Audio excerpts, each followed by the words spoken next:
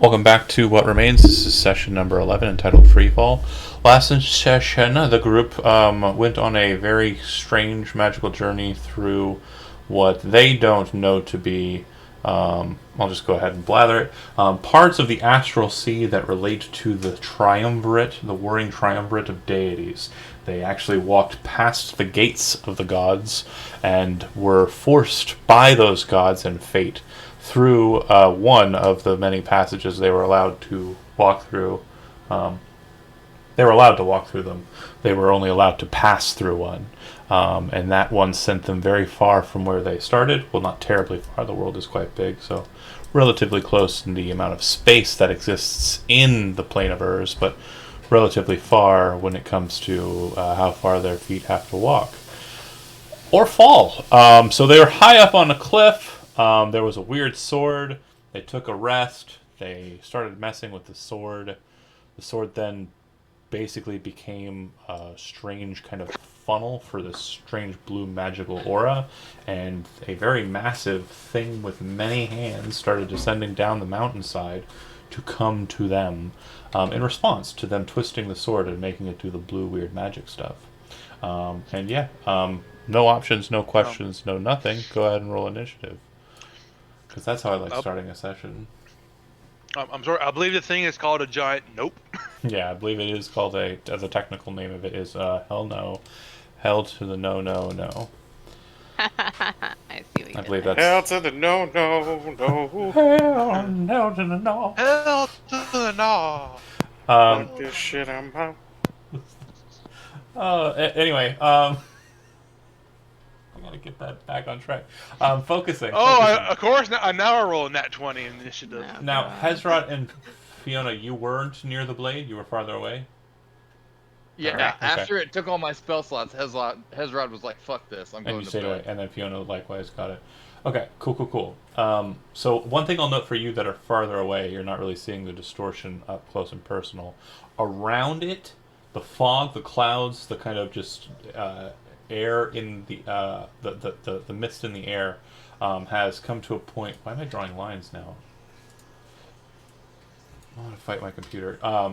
It's become more of a thick mist, and beyond that it's complete darkness. You're pretty sure the world still exists around you, but the bright sunshiny day that you were kind of looking at disappeared in the fog. It also feels like it's Yay. coalescing around the sword. So, everybody's rolled? Yes. Chad, quiet. Okay, great. So the sword is like creating some sort of like Oh. vortex around it. Yep, and also its blade is Yeah. completely mirror like sheen, like it's reflecting. The blade is now a reflecting like surface. It seems So like we can't see them anymore? Like we can't see over oh here? no, you can. It's just getting foggy in between you and them, I see. and it's also foggy beyond them. You can't see beyond them. It's now instead of a bright sunshiny day out in the land of Urs, it's dark fog, like a storm cloud just dropped on top of your position. Also, the blade itself, that's mirror-like. Yeah, it's completely mirror flat. Yeah, like it's like glowing, but you can actually see reflections off of the blade. Okay, Eric, you're first on the initiative. Big, large creature. It's descending the mountain very quickly. It's clanging a lot as the hundreds of blades that it's holding are kind of smashing against each other. Its trunk, and I say that not just because it's referential to like a part of anatomy, but also because it's very similar to a tree. Kind of goes out from all of the hands and has root-like tentacles that are apparently moving it down the mountain. Um, if I remember correctly, at the end of the last, I was turning it one way, and I tried to keep going. It wouldn't go any further. Right, it stopped. Can I try go? Can I try going backwards? It seems to be locked completely in place. Oh, okay. So it's locked in place. It can't move. And your action is kind of trying to twist it that way. Okay, so there's some action there. 30 feet moving and gone. I'm running. Okay. It's Uh, like what? Fuck this. He's running. He's like, what in the fuck is that? as your panicked move, I'd like for Avrin, Golradir, and also Eric to make perception checks. Eric's yours is at disadvantage. because the get out of dodge mentality. Probably not gonna 13. matter. Natural 20? 15. Oh, fuck that. Okay. Oh, yeah. Well, natural 20s don't matter on skill checks, but Oh, 24. Sorry. yeah, 24 is good enough. Both Gorodir and Eric don't notice it. Eric mainly because he's starting away, and Gorodir because his attention's turning towards the current issue at hand. But as Eric shifts the blade, and then kind of like freaked out moves away, you can see the blade actually jostle in its setting. It didn't do that before. Like it moves. Like it almost- moved, like it almost like when he pulled away from it, it almost kind of lifted up out of its cradle just a little bit. Oh. I see. Oh, so he didn't try to pull it out. He tried to twist it. Nope, he just tried twisting. He's like, nope, I'm out of there. You go. I mean, everyone will try to pull it out if it looks like it's loosened. How's It just descends down quickly. The sound of blades kind of hammering now, becoming a din. Jesus. It is literally the loudest sound of like conflict you've ever heard, and it's not even a fight yet. It's just this thing. That said, though, the hands and blades are long enough and kind of reaching out and clanging far enough that, Eric, you're certain that if you stay here for long, you might get engulfed in them, even just being adjacent to it. Gorodir, it looks like your path is limited, yeah. Avrin, Just you are up fucking- next. Dash and go. Yep. run. Can everyone pull out the sword? Yeah. If you'd like to try. I would. Okay. As your action, you grab a hold of the blade, you kind of hold it. Where do you put your sword? It's on my back. Okay. And you pull up with all of your might. You kind of have a gut feeling with all of your failures that it's not going to work. And Damn. sure enough, you're wrong. It actually pulls right out of the stone. It kind of Oh, did like fuck. that You fall. king. Strong. As the blade comes up, you notice that around the middle of it, there's kind of a blue ring. The blue ring that is on the ground now seems to kind of display around the hole, and it's still moving towards that hole, but you start to watch the magic seep into the hole at this point. The magic is seeping into the hole. Yeah. That was your action. You still have movement. Yep. Fucking run. I don't think I can make it, but I'll try. DM. Out here, Is space falling? it's just. Fuck. Okay. There is no bridge anymore. Alright, I'm just running. I'm running this way. I'm just gonna scream at Goliath, run! And then start running. Okay. On the in-between, I need Eric to make a strength saving throw. Oh, fuck! Not Eric! Oh no! No. No! He's not very strong. I'm not strong, but I am proficient, so that gives me a +2 There you go. for a 10. Oh no. You failed by more Yeah, than 5, so it comes over top of you, moving towards Avran. Oh shit. You are not allowed to move away from it because of your failure. You are instead underneath it. At the end of each of your turns while you're underneath it, you will take the same damage, which I've rolled this time to be a total of 10 bludgeoning damage. The massive roots that are its base basically just take you under it, and you're basically being bashed around inside of these weird tendril, but feel more like wood things that are kind of bashing you underneath it. You can also make an escape check as an action, which will be either acrobatics or athletics on your turn. But Avrin, you're done. We covered that. It took its legendary action. Golridir, you're up. Legendary running. action. Oh, We're level 4 and 5, and we're dealing with legendary action. Legendary actions are on smaller creatures. This Yeah. is not one of them. Can this I is, dash? this is a huge bitch. You can, yeah. There's really no way. If you'd want to step off to the edge and run around the side. Yeah. I'd say here's about as far as you can get where I'm pointing, and it's Right. 55 because you have to go one over from there and go up. Yeah. Okay. Wait, would it be 55? Yeah. Here, I'll do yeah, I'll do the pathing for you. Watch. There. That's as far as you can book it without taking an opportunity attack. Oh, okay. Unless you want to get close to it. No. We're just running. As you're moving around it and kind Yeah. of rushing, most of the heads are kind of turned Avrin ways, but a couple in the back kind of like, "Ah," and kind of look at you and kind of like grasp their swords. It's very disturbing, to be sure. Yeah. Gorodir We done. don't want to repeat this. Alright, in between Gorodir and Hezrod, it'll take another legendary action. Oh no. You bastard. Bye guys. It was I nice like playing with it. you.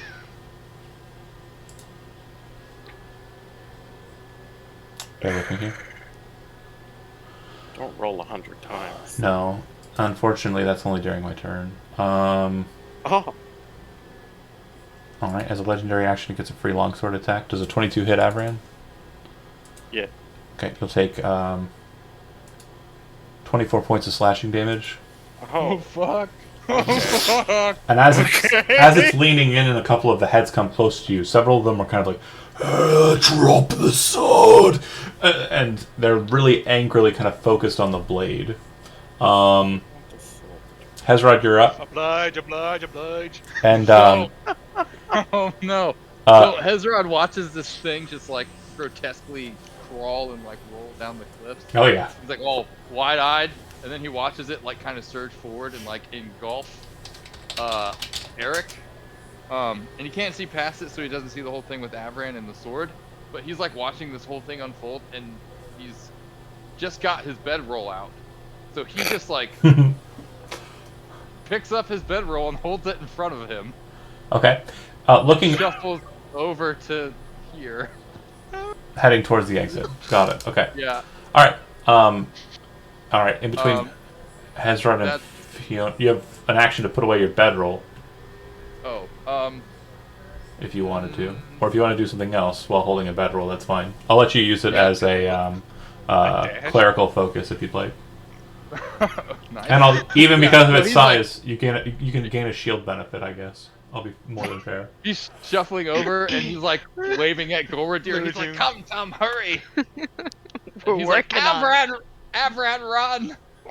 And I'm just seeing Looney Tunes. Oh my gosh. he's gonna use his oh fuck, do I even want to fuck with this thing? Probably No, not. I don't. I don't. I don't. No. Action dash. Fucking get the fuck out of here. All right. Like In between straight up them stairs. Hezron and Fiona. Wait, got I'm it. assuming this is the entrance. Yeah, that is it heads up into the caves. Yep. It's gonna do it again.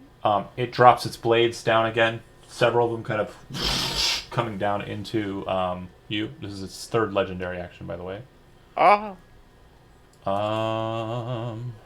Man, he's Anything going- more? Plus 13. Anything more than a 16 hits. Plus 13, so rolled 2. It's gonna miss. It missed. I miss on anything lower than a 3.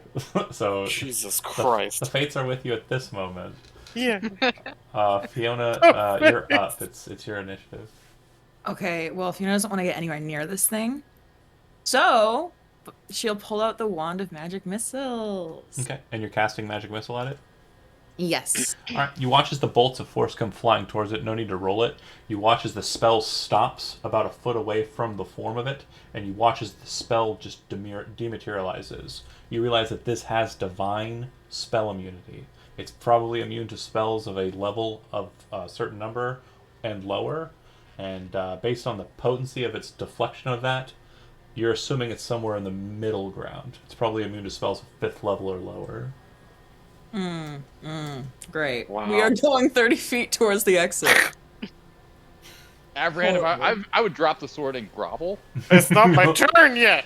It is Horrified. Eric's Yeah, turn. but just okay. So you're underneath it. You don't take any damage for being underneath it to start with. However, you are prone, and you're only allowed to move half your speed. But you can make an acrobatics check or an athletics check to try and remove yourself from the situation. Okay? 5 acrobatics. I'm going to roll a d8. Please. 1. 1. So you move directly northbound and are churned inside of it. You take another 9 points of bludgeoning damage. Mm. All right. It goes to its initiative. Mm. Um, Just kill me now. Avrin, as No! you can drop an item as a free action. I can? Yeah. You can also talk as a free action. I didn't know that. Okay. Nothing in the game but drop it. I understand this. Why do you want the sword? I'm gonna make 4 total longsword attacks against you. Okay. Oh no! It's not very talkative. Nope, not at all. Hundreds of The heads, but no swords do answers. the talking. Wow, this is fucking hilarious. So, What? Oh, he's using sign language. fumble, 2, and then a 31. Okay. Fumble 231. Can Yeah. Looks like it's gonna be a total of 9 damage. That's actually low ball. Whoa! That's actually Wow. really low ball for it too, because it has Yeah. I think that's 2 HP. it has now. a +8 to the damage. Oh. Okay. Fortune favors the dumb. It's your initiative though. Is it going to? Does it look like it's going to answer? It doesn't look like it's in a talking mood. It's still saying the Ah. same thing. Drop the sword. Fuck it. I will drop this shit. Okay. I will. Drop it like Are it's you hot. dropping it directly at your feet? Or are you dropping it somewhere else? Throw I. it. You Throw fucking it. toss it off the cliff. Oh my god. You can that's now, what you I can was now planning. throw weapon. Yeah, you can now throw it. That's It's what your I was turn. planning. I'm gonna throw it. As far as you can off the cliff. Yes, this way in this direction. Make a strength But athletics do we check. want this guy to have the sword, though? Like, do That's we why want I'm this throwing it. monstrosity? Do we want Avren to die? It's going to. Avran might die I feel like no anyway. matter what is going to happen, it's going to get it. It's just a matter of we're alive or not. You said strength athletics? Yeah. Thank God. Okay. It goes about 10. It goes about 10 feet out and flies. You see the wind catch it, and it starts to come back towards the cliff. Not back landing on. It's not. Okay. It's not boomeranging. Oh. It's going out Okay. and falling, but it's not going farther away from the mountain. It's going to basically hit against the mountain and wrangle itself down in the stone, which means it could get caught somewhere in like Uh-huh. a small bit, or it could keep falling in like a bouncing kind of Gotcha. like a link down a cliff kind of way. Okay. Immediately after chucking it, what would you like to do? If anything, just action throw and then.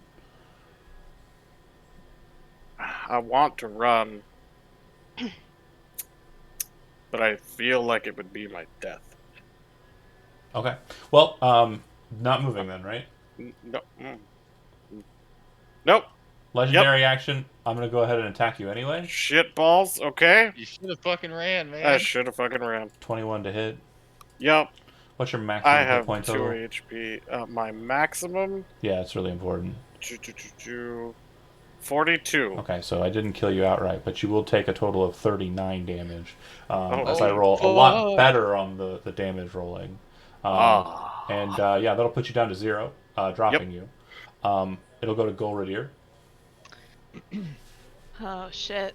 I can't see that, can I? No, there's a massive sword and thing in Yeah. the way. I have Yeah. a question, DM. Yeah. Since I'm on the ledge, do I fall off? Roll a d100. Cool. Cool. You could say you're on the ledge of glory. No, 81? you do not fall. I don't fall? No, it's striking you to the right. Okay. Cool. I see you. Cool. It looks like Brent would like to lend you his armor class of 25, but unfortunately, Give me. Give me. you don't want to roll the shield. I remember the days of 27 AC. Oh man. Yeah, we. Oh shit. I lost my spot. Booking it for the door? Yeah. Yeah, we're booking it. Okay. I'm going to start looking for another game. It is Start looking for going another game. I'm to gonna start looking. move half of its speed, which would be a total of 20. It slithers down the edge, and it's now kind of off the cliff, kind of looking down with all of its heads. A couple of its heads are still looking behind it. You don't take any damage for it moving off of you, but you do watch it roll over top Avran. Avran, you fail a death saving throw Oh no. automatically. Hezrod, you are up the stairs at the cave. There's really no sight line back this way, so you don't know what's happening. Just keep that in mind as you roleplay your next actions. Okay. So I'm inside the mouth of the cave. That's correct. Okay, I'm gonna use my action to make a perception check inside the cave. Cave goes down for another 100 or so feet. Well, do I hear or see anything? No, the only thing you can hear behind you is the sound of the wind kind of gushing and gusting, and the sound of a battlefield that's walking. Okay, so for the moment, seems like this is the safest route. Definitely. So yeah, he takes a second and kind of like leans into the cave and listens, and then he turns around and he's like, "Come, hurry!" He's like waving to Golodira and Fiona. In between Hezrod and Fiona, it'll take another legendary action. It descends 20 more feet down the way. It looks like it very clearly has a line of sight on something and is following it. Okay, Eric, you should grab Okay. Avran and run. Fiona, as you I got a better idea. as you make your way to the foot of the steps there, you kind of turn back and can see that the creature kind of falls over the edge. You do see the kind of messed up tangle of Avran, and you do see Eric still prone, laying there, but moving. Okay, just before he falls over the edge, she's gonna take out the wand one more time and fire 3 charges. Oh, it's over the edge by the time that you would be able to. Oh. But Okay. if you want to, for narrative purposes, if you want to waste the charges, I'm okay with that. You will see that they bounce off of it. Yeah, it's. Yeah, I was wondering because it increases in spell level each charge. Yeah, 3 charges would be a level 4, right? You would all still bounce over. Yeah. Ooh, interesting. Knowing that, she would automatically run toward, like she's running away. Yep. It's definitely smaller than the cave entrance, and yeah, I'll go ahead and bear with me here. I think I can do it now. Yeah. Okay. Anyway, a little bit too much of showing behind the thing. Fuck. That's it goes to Eric. You are prone. Okay.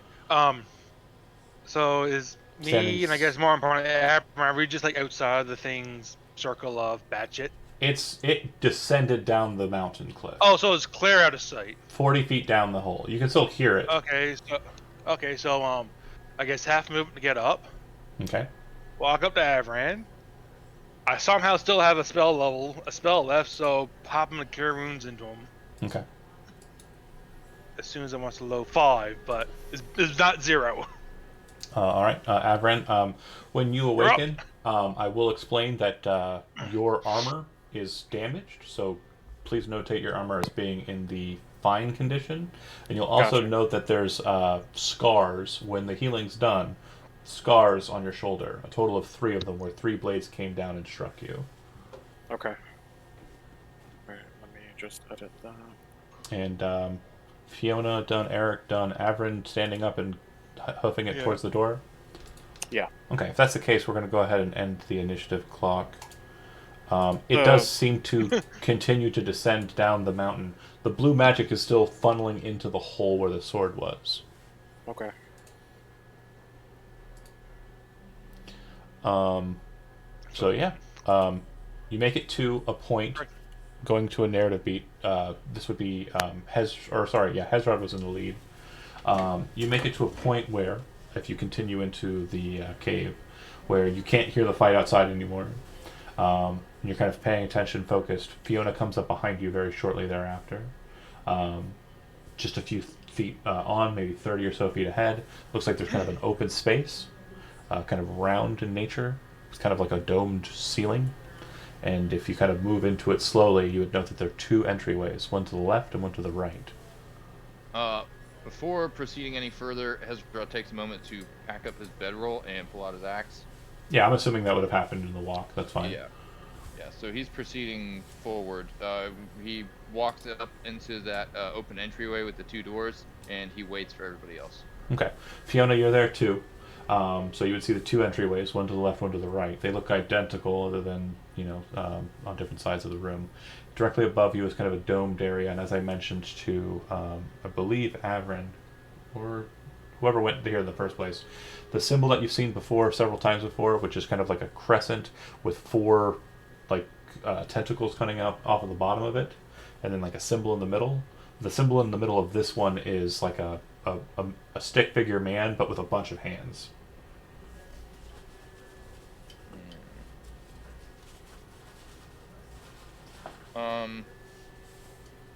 Are the doors locked? They're not doors; they're just hallways.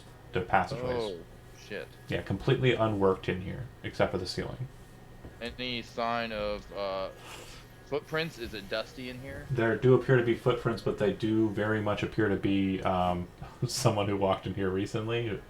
I believe it was Avran who came in here. It was Avran. Yeah. Yeah. So you see his heavy boots. You can make a survival check to see if there's any other signs. And while that's happening, Golradier would then come up behind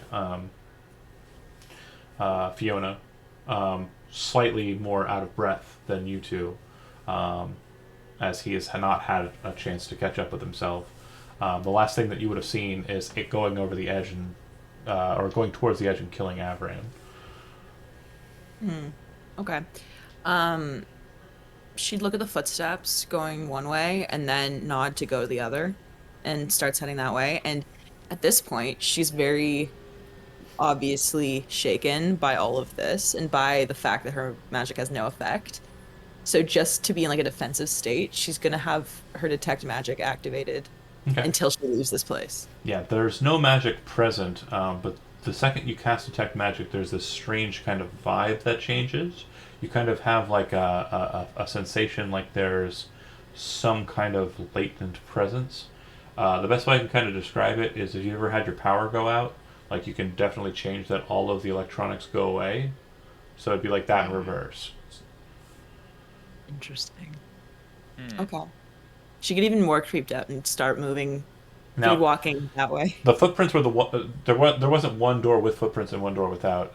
I just want to clarify. There was the footsteps of Avran coming in and not going either direction. And then that would be the way you came in. There are no other footprints.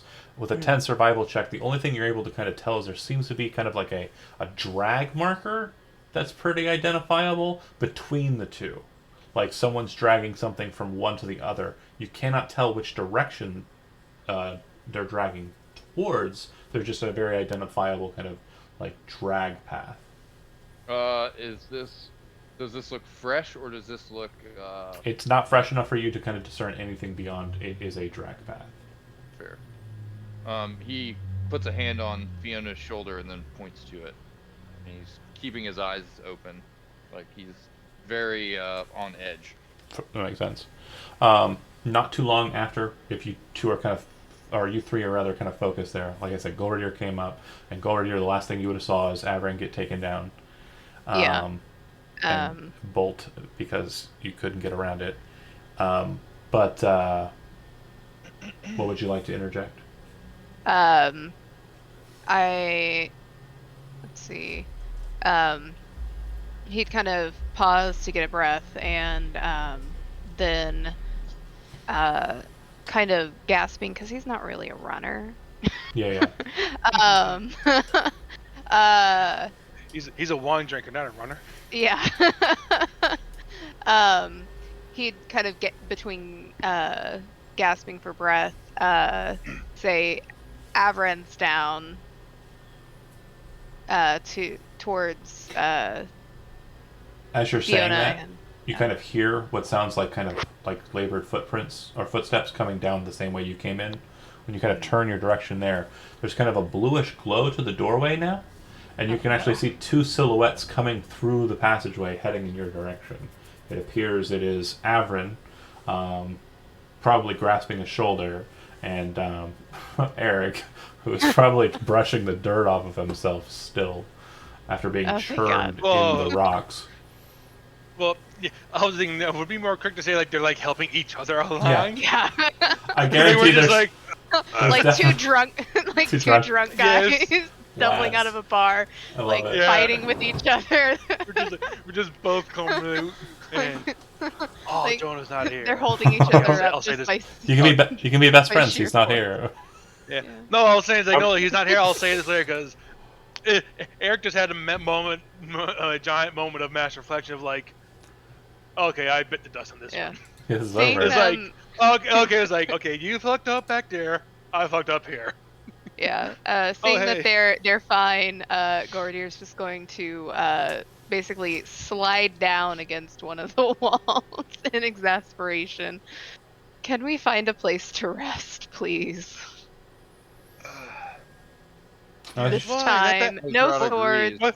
no anything, I please. second that. Okay. As you're kind of like you kind of hit against the wall, slide down, and these two kind of finally make it into the cave. That sound that I mentioned, Josie, that's kind of playing as Detect Magic's up, it starts to become more like realized. It's becoming like everything to you. It's just effect kind of happening. The blue light in the distance is glowing even more brightly, and it's becoming like all encompassing for you. Like it's the literal focus of your eye every time you kind of lift your head up at anything. That doorway, it's this bright blue void that seems to just be expanding, expanding, expanding.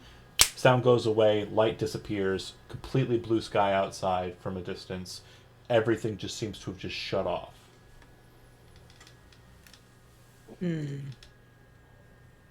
Okay. Fiona would kind of start walking toward that direction, actually. Heading back out. Yeah. Okay. Cautiously. Mm-hmm. Not hearing the sound of battle. You do see a bird kind of land across the way. Kind of move out. And yeah, it's just like you were, like it was when you got here. Like everything is exactly identical to what you saw before. The only thing that's different is the sword's not there anymore. Okay. Right. So is the magic still pooling into the No, bottom? It's gone. All of it's gone.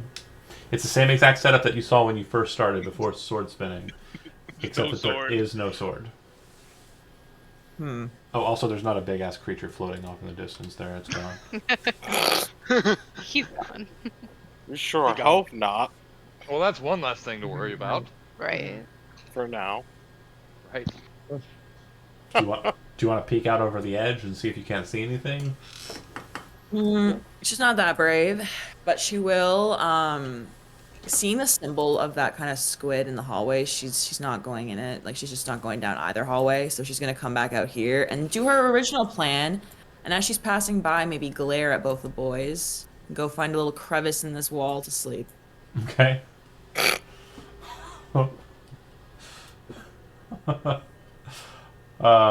Yeah.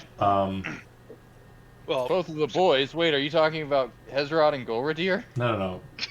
Eric. No, no, probably two boys. Oh, The other two probably- boys. Probably the us. Golradir. Their boy. Wait, no. Their boys were men. That's what I was about to say. Damn it. Exactly. high five. Do any of you? I'm just gonna leave. Which way? Left path, right path, or off a cliff? Off the cliff. Yes. Off the cliff. Off the cliff. Woo! So it looks like dive. Fiona headed back out. Some of you kind of stayed inside of the hole or inside of the chamber. Again, just thoroughly, just let me know what's going on and just. Yeah.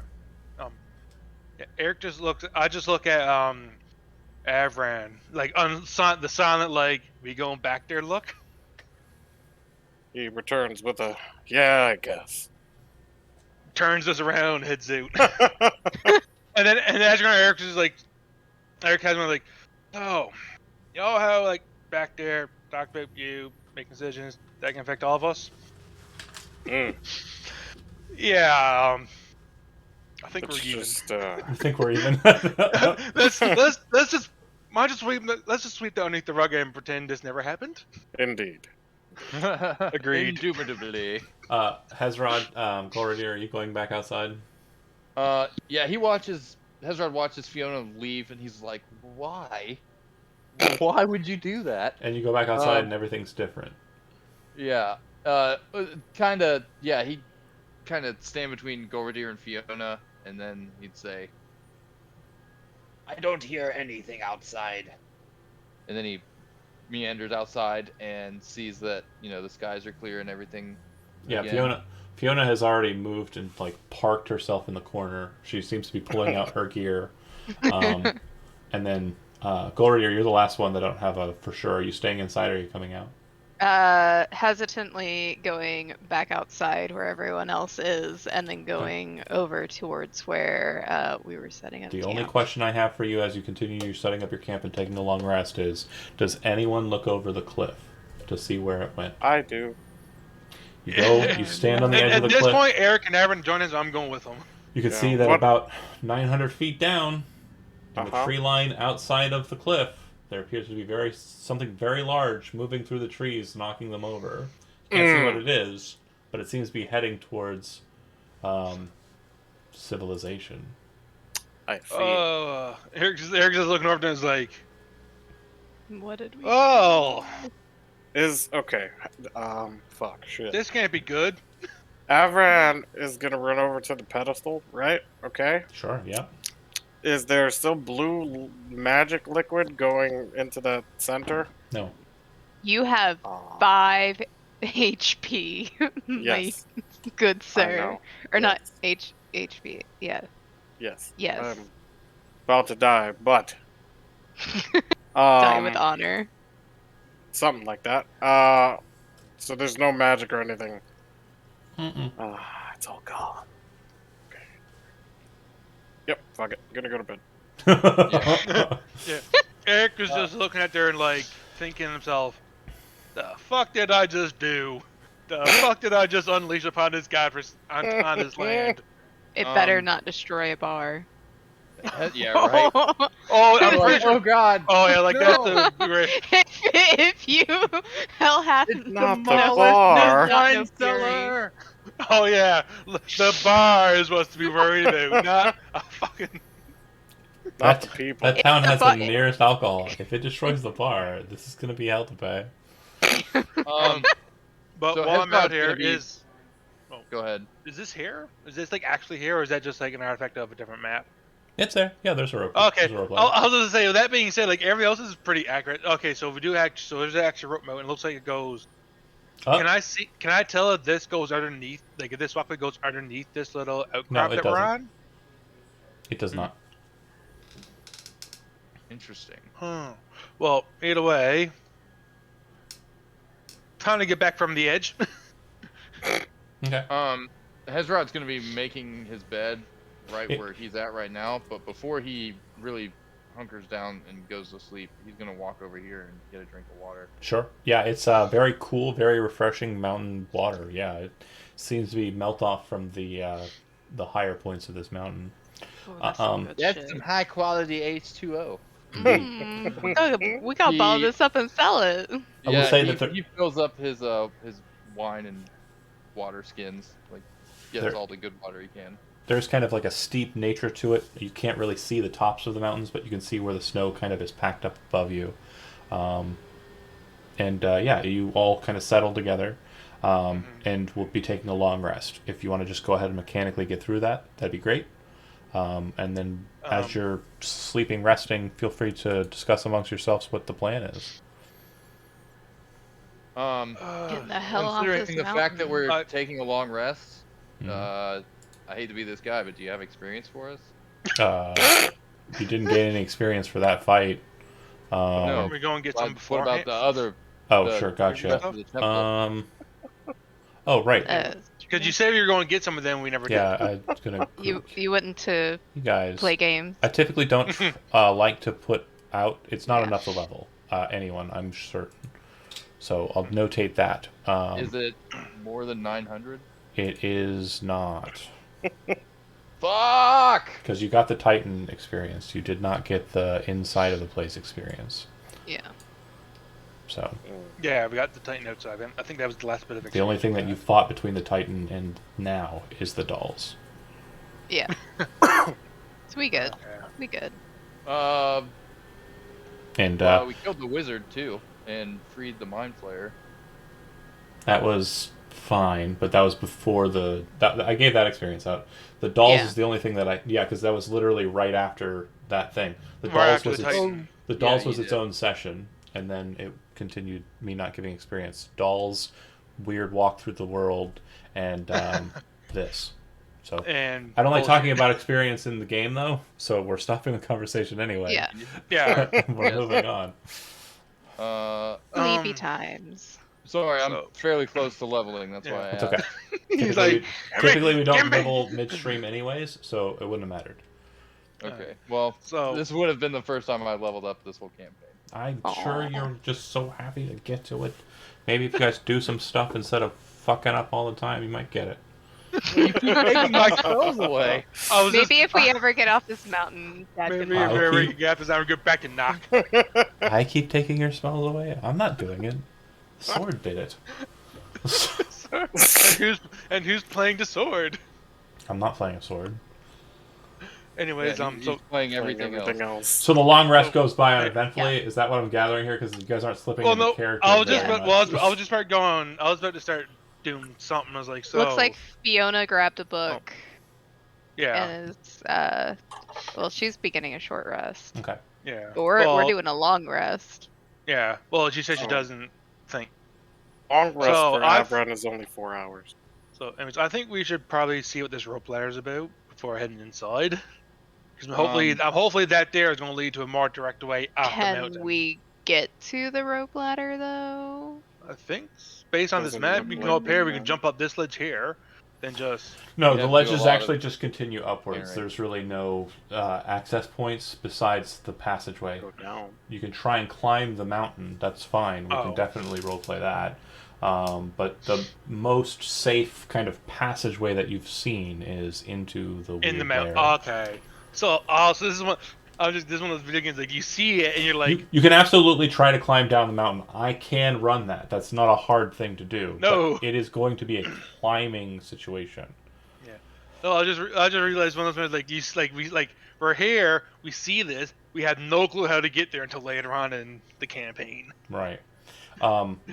And to correct something that was said in the midst of that, Jonah, Avran sleeps for 4 hours, rests for 4 hours. His long rest is Oh. still 8 hours. Gotcha. Yeah. Okay. Yeah, he ain't an elf. Right. True. Well, no, elves Well, still have a full yeah, we 8-hour rest. Yeah.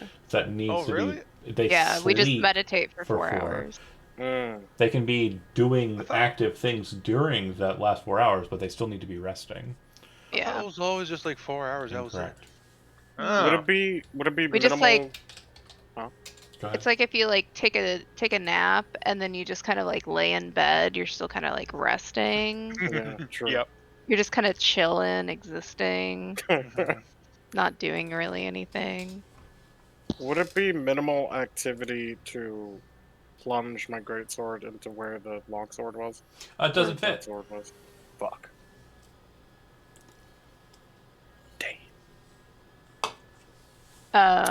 Ooh, I have a silvered longsword. It doesn't fit. Damn. The swords are too thick. With 2 C's. No, just regular thick. Just too thick. Okay, gotcha. So the long rest goes by uneventfully. Yeah. I'm not. There, nothing comes out. Nothing tries to kill you. There's nothing else. It was just Nice. that Great. was the thing. What is half of 5? 2.5. Are you talking? I know.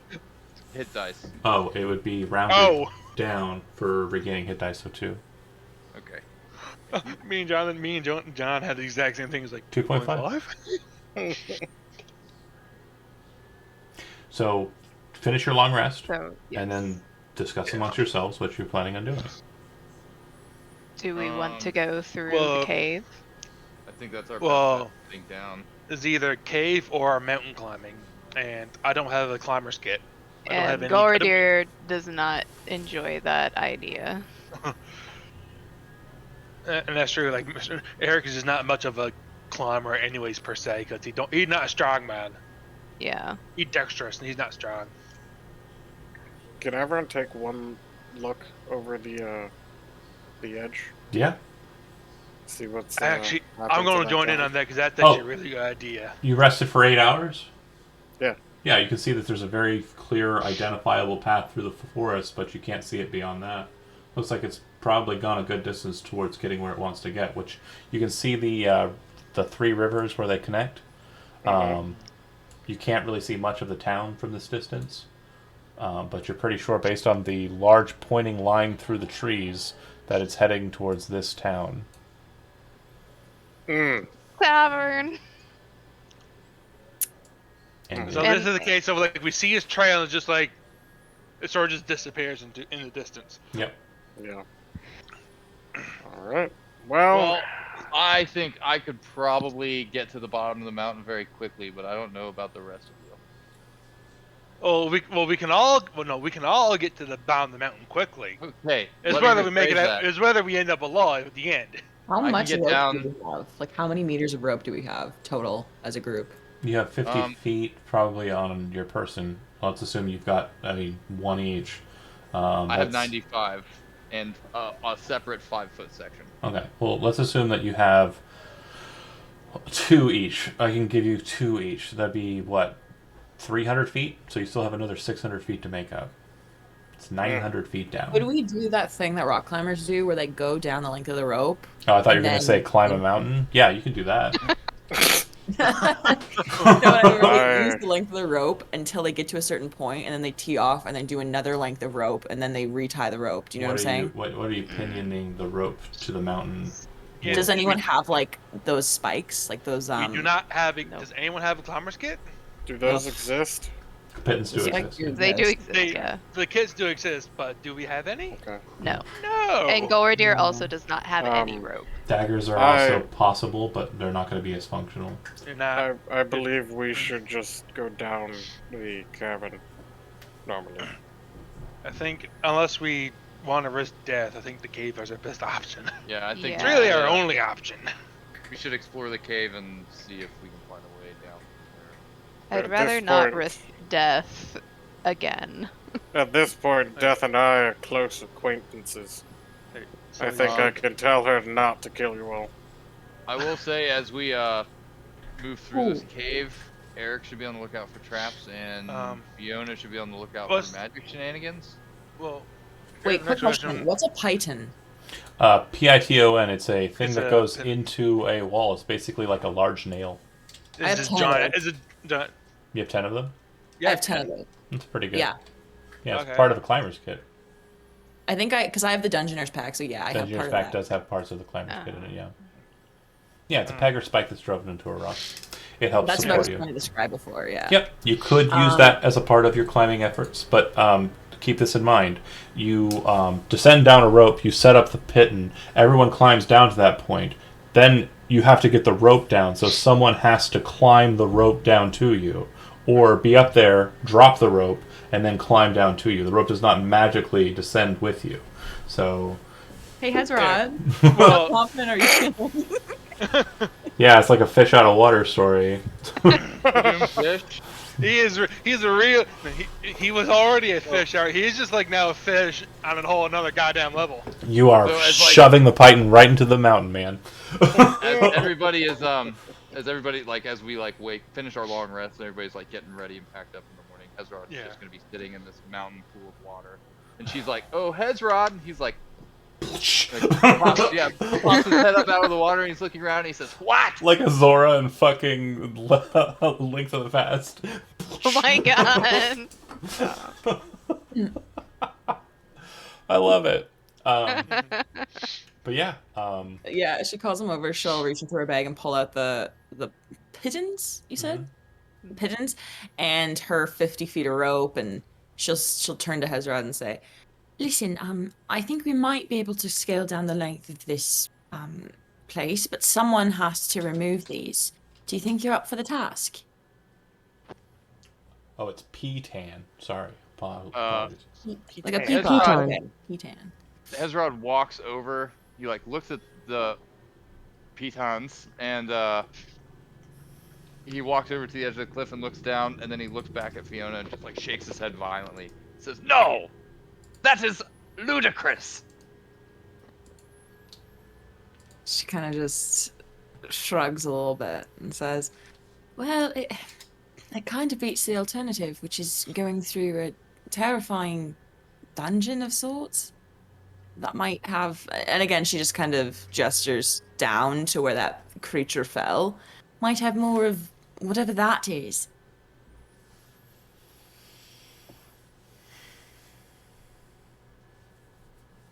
Hezrod grimaces because he doesn't really like that idea either. But he's, for him, coming up to the surface Like basically coming up to sea level was like the height of his ambition. So it's like for him, like being this far above the ground is like completely insane. Like he could never have imagined like being up this high You are above the literally ground. so high. You're as high above the ground as the ground was above your sea, like where you Yeah, lived. Oh my right. god. So Fiona, If I seeing take his one more step, trepidation- this will be the furthest I've ever been from the ocean floor. seeing his trepidation, she'll pull out her hammer as well. I have so many. I basically have a full climbing kit. I did Yeah, not realize. Dungeoneer's kit is a good way to go. Yeah, she pulls out the hammer as well as and hands it all over to Hezron and says, "Well, I know you're anxious, but now is as good a time as any to try."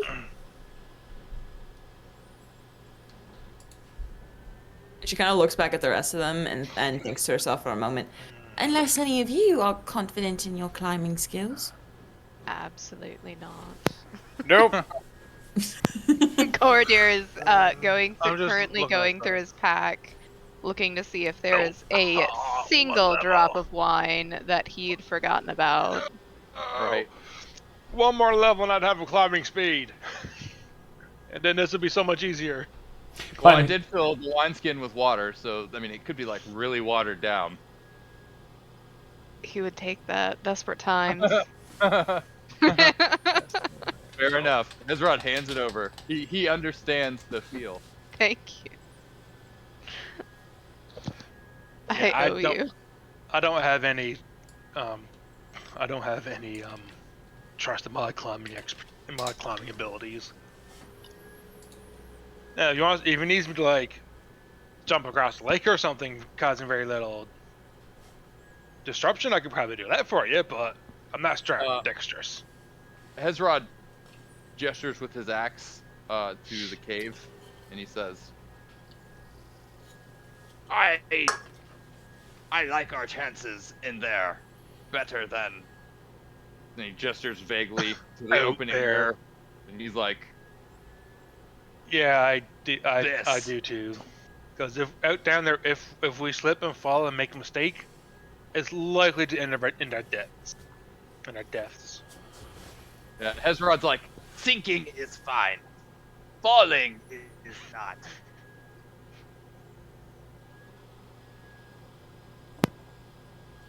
Yeah, I agree. I think we should all go in the cabin.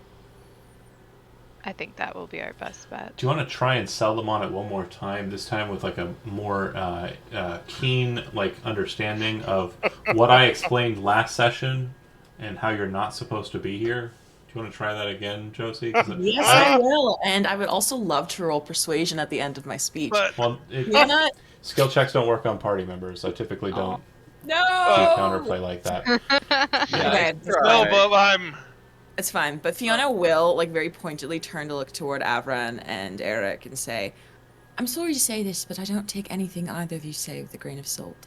So unfortunately, the only opinion I'm really asking here is Hezrod, and rather he's physically able to do this." And at that, she kind of turns to him and says, "Hezrod, I understand that you're very capable at fighting, but all three of you almost died at the hands of that horrible serpent thing, and I somehow think that you're better capable of handling a mountain than you are of 100 serpent men.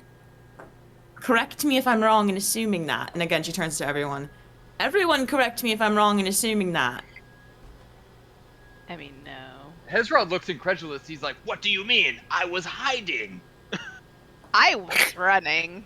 Like the look on his face is like, obviously it didn't see me. Like I was totally hidden behind that I bedroll. just wanted that bridge. Well, first of all, a mountain doesn't fight back.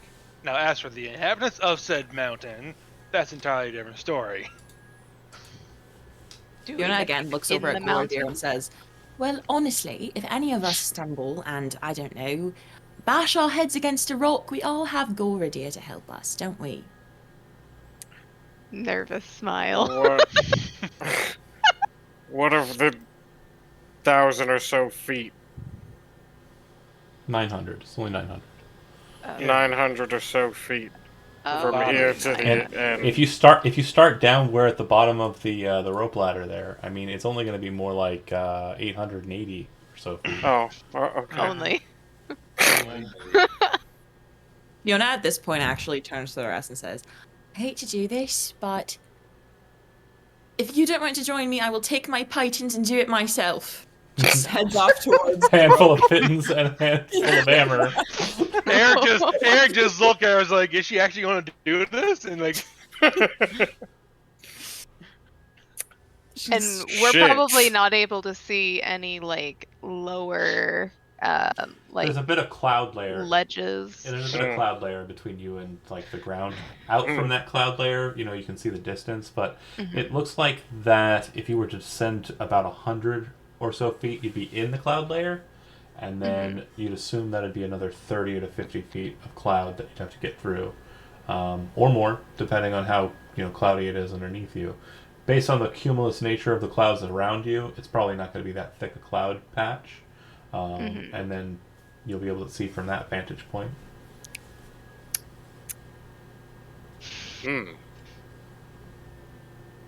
But Ezra's looking at Fiona like, what is wrong with you? Fiona, I dig your can-do attitude, and it looks like you're making your way that way, right?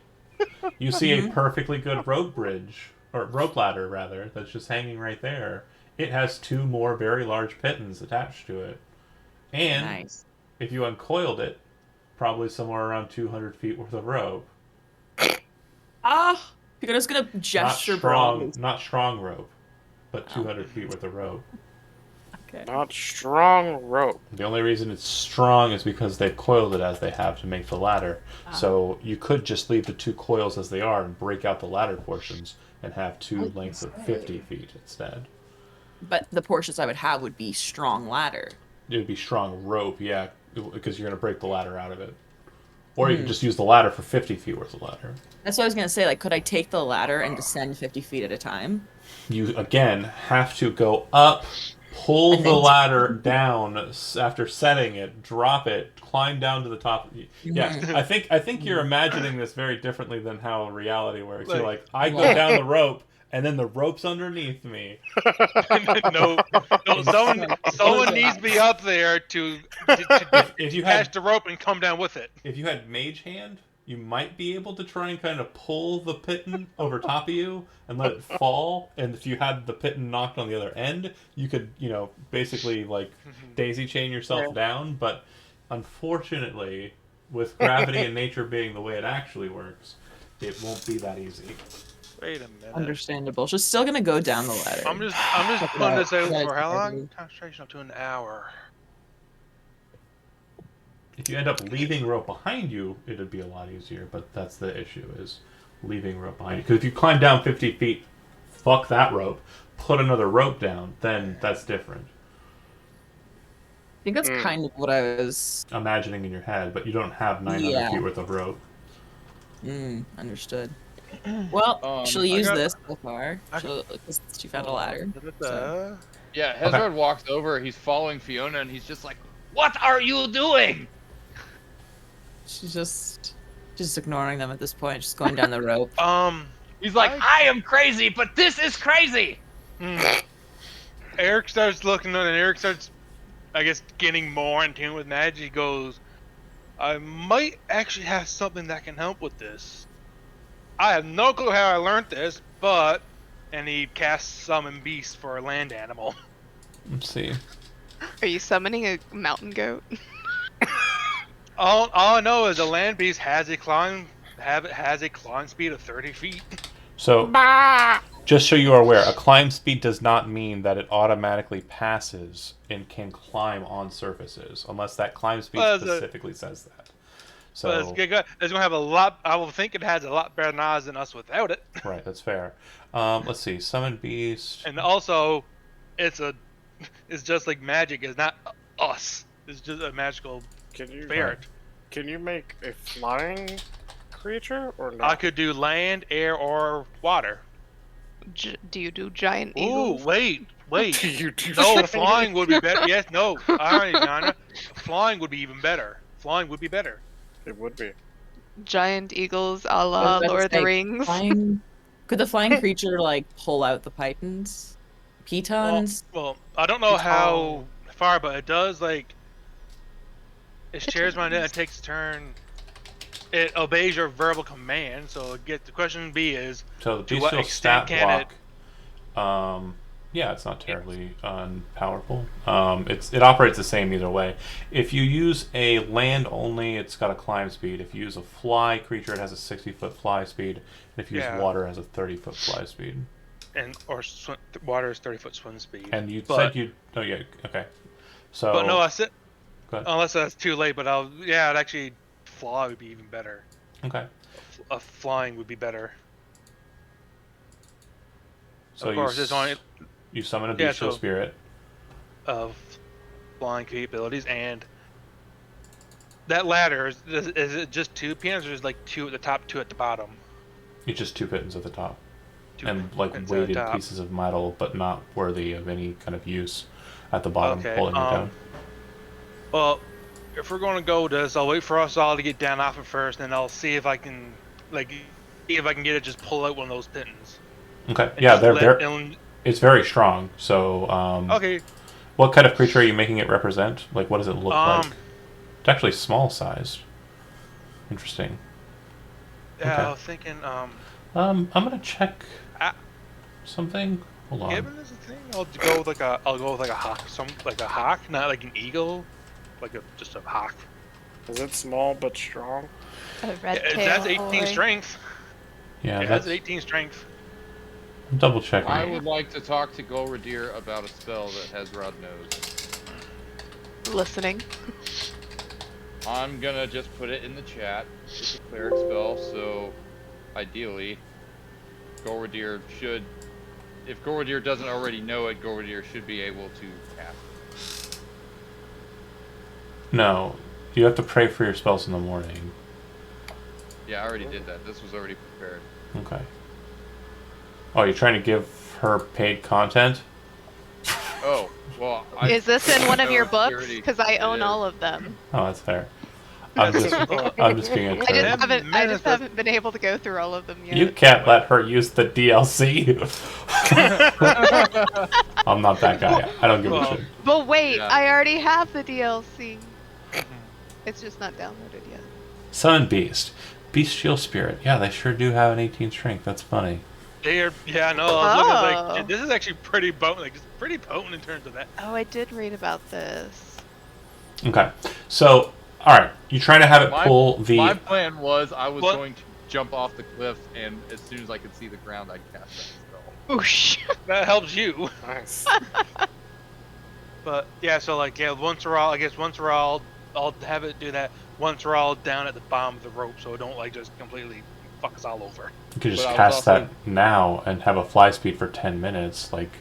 Oh, it's 10 minutes. I thought it was only 1 minute. That's that's very different. Yeah, it's gonna take longer than 10 minutes to get down the mountain, but yeah. Did you pick us up? If we're climbing. That's a question. Yeah, let me double check something on fly. No, it's a fly speed. So yeah, he could lift his normal weight. So I assume he could carry one of you. The fly speed. But wait. I mean, I had Golradir also cast that though? If you prepared it, but you didn't prepare it this morning. Oh, you just learned about it afterwards. That's true. Damn it. Well, you can Chad. What? You can Okay.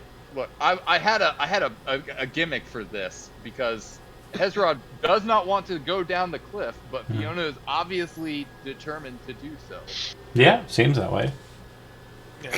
I mean, if you want to go in the dungeon, then you definitely have an overriding vote here. You can outrule her, but I also have an idea. It's concentration of 10 minutes. There are 5 of us. Okay. That would take 50 minutes. Touch 1, go down. 10 Does he minutes. have 5 third level spell slots to begin with? Shit. I can get 3 third level spell slots. 3. So 3 of us over 30 minutes. Also, maybe Uh, Hezrod can lift or- Fiona. Can he? Yeah. Right. So I could cast So- it on 3 of us, and Hezrod and But, Avran. Avran but- can, yeah. Hold on. Let's crunch. Again, it's going to take more than 10 minutes to get down, I'd say. Let's He had to crunch get- the numbers. It's 900 feet down. You have a space speed of 30 feet. If you cast the spell on yourself, then you would be able to move 30 feet per round. If you dash, you're moving at 60 feet per round, which means you would be able to clear the entirety of the mountain in a minute and a half. That'd be the descent. Yeah. So it's a minute and a half, so 3-minute round trip. Okay. So within that there, he can do 3 pretty safely.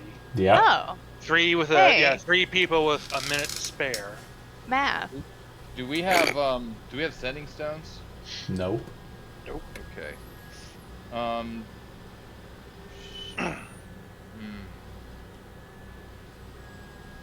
Well, I cast this anyway, so So they're talking about magic stuff. Fiona's still kind of like, looking at the rope bridge and all this. And this is a rope ladder, and she's kind of looking down at the cliff, just listening to them, hoping that whatever Hezrod is saying actually works. Right, If Fiona? it Right, doesn't work, Josie? And- we're all this no, and campaign's ju- over. Absolutely. And I guess Eric's going to send his little hawk over and just like fly around Fiona. Just Fair. I was float also around her. thinking we could climb down, and Hezrod could Actually, be the one that turkey vulture. climbs down untethered and reclaims all the pittons Well- and the ropes. And then Well- if he does end up falling, he could just. A quick note, too. The Oh. the small creature that you just summoned, it has a strength of 18. It is small, but it does have a very high strength score. So its carrying capacity isn't small either. So 18 times 15, and then divided by 2. If one of your characters weighs 130 something pounds, it could carry one of you. That sounds Where's like either a 130? Josie or a That's a- Gordier. Either Gordier or Fiona. Yeah. I don't think 'cause I'm anyone pretty else. Wait, total. Okay, so I have total of 68, but I think my overall weight is what? Well, you could chuck all your equipment on one of 200. the flying folk, and Well, then actually, no good for me because I'm 200. Because okay, so Eric said I'm out because I'm 200 pounds alone. yeah. Jesus. So, Oh yeah, that's right. What are you talking about? 6'7", fucking. 6'2", 200 pounds. Yeah. So Golradir could cast this spell on Avran. Hezrod could cast this spell on himself. I can't Can cast it because I don't have You- it prepared. Can Avron Okay, carry so 2 for people? Clerics can 2 re-prepare- people. No, He does. clerics can't re-prepare their spells. That's not Yeah. a thing. They pray in the morning, and that's it. You're thinking more like wizard, and that's only with ritual spells, I think. Yeah. Can Avron carry 2 people? Avron can carry one person. Well, it does. Well, no, that's sort of the thing. Eric he just had to use 2 spells to get all 5 of us down. Well, So if everyone piggybacks on someone, then you'd only need to use it. the issue is its concentration. So Hezrod has to Oh. cast it, Yeah. wait until you get down to the bottom, and then decide to let it go. So that's why he was asking if you had a sending stone, I think. It's because he wanted to make Yeah. sure that you were down at the bottom before he cast it again. Or alternatively, he could just cast it and then wait the entire concentration time. Hmm. Yeah. Or Worst case scenario is the second party goes down and finds the other one's fallen and deceased. Yeah. Yeah. Well, that's why I think it'd be better, like, because Hezrod and Avron, you're both pretty similar in strength, aren't you? I think so. Should be. At least strong enough to carry somebody. They're both like up okay. into the 20s, yeah. So right. just might as well just Hezrod cast it on you, cast it on yourself, so that you know when you're ready, you just start ferrying people. And I can, if someone's light enough, I could carry someone with my bird. The bird can carry one person. I think the only person in this party can lift Yeah. is It's Josie. Fiona. Yeah. Fiona. Like I said, you're saying is what 130? Yeah. Yeah. Yeah, around 130.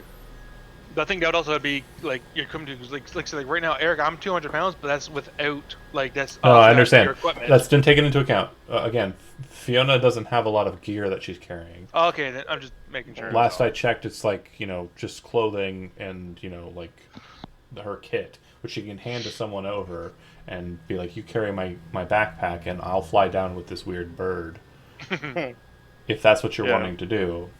What plan? But that Avron- definitely works. Avron, his weight and everything else, it's about like 300 and something pounds. So Yeah, you're Just- gonna need you're gonna need the Hezrod treatment. Just let me know what you you're going to both do. probably. And, like, if you think it's going to work, Just go with it. I'm probably not going to destroy it for not working. Just Yeah. the Okay, dalliance. I'm The trying to dalliances think are out. not important to me. So no, this Yeah, I'm can work. trying to So think I out fly the, down. I fly down Fiona. Hezrod flies down me, Elizabeth, and Jonah. Then we're all down off the mountain because he's carrying himself, obviously. Yeah, it's just the order that it has to be done in. So Fiona can be Yeah. taken down at any time.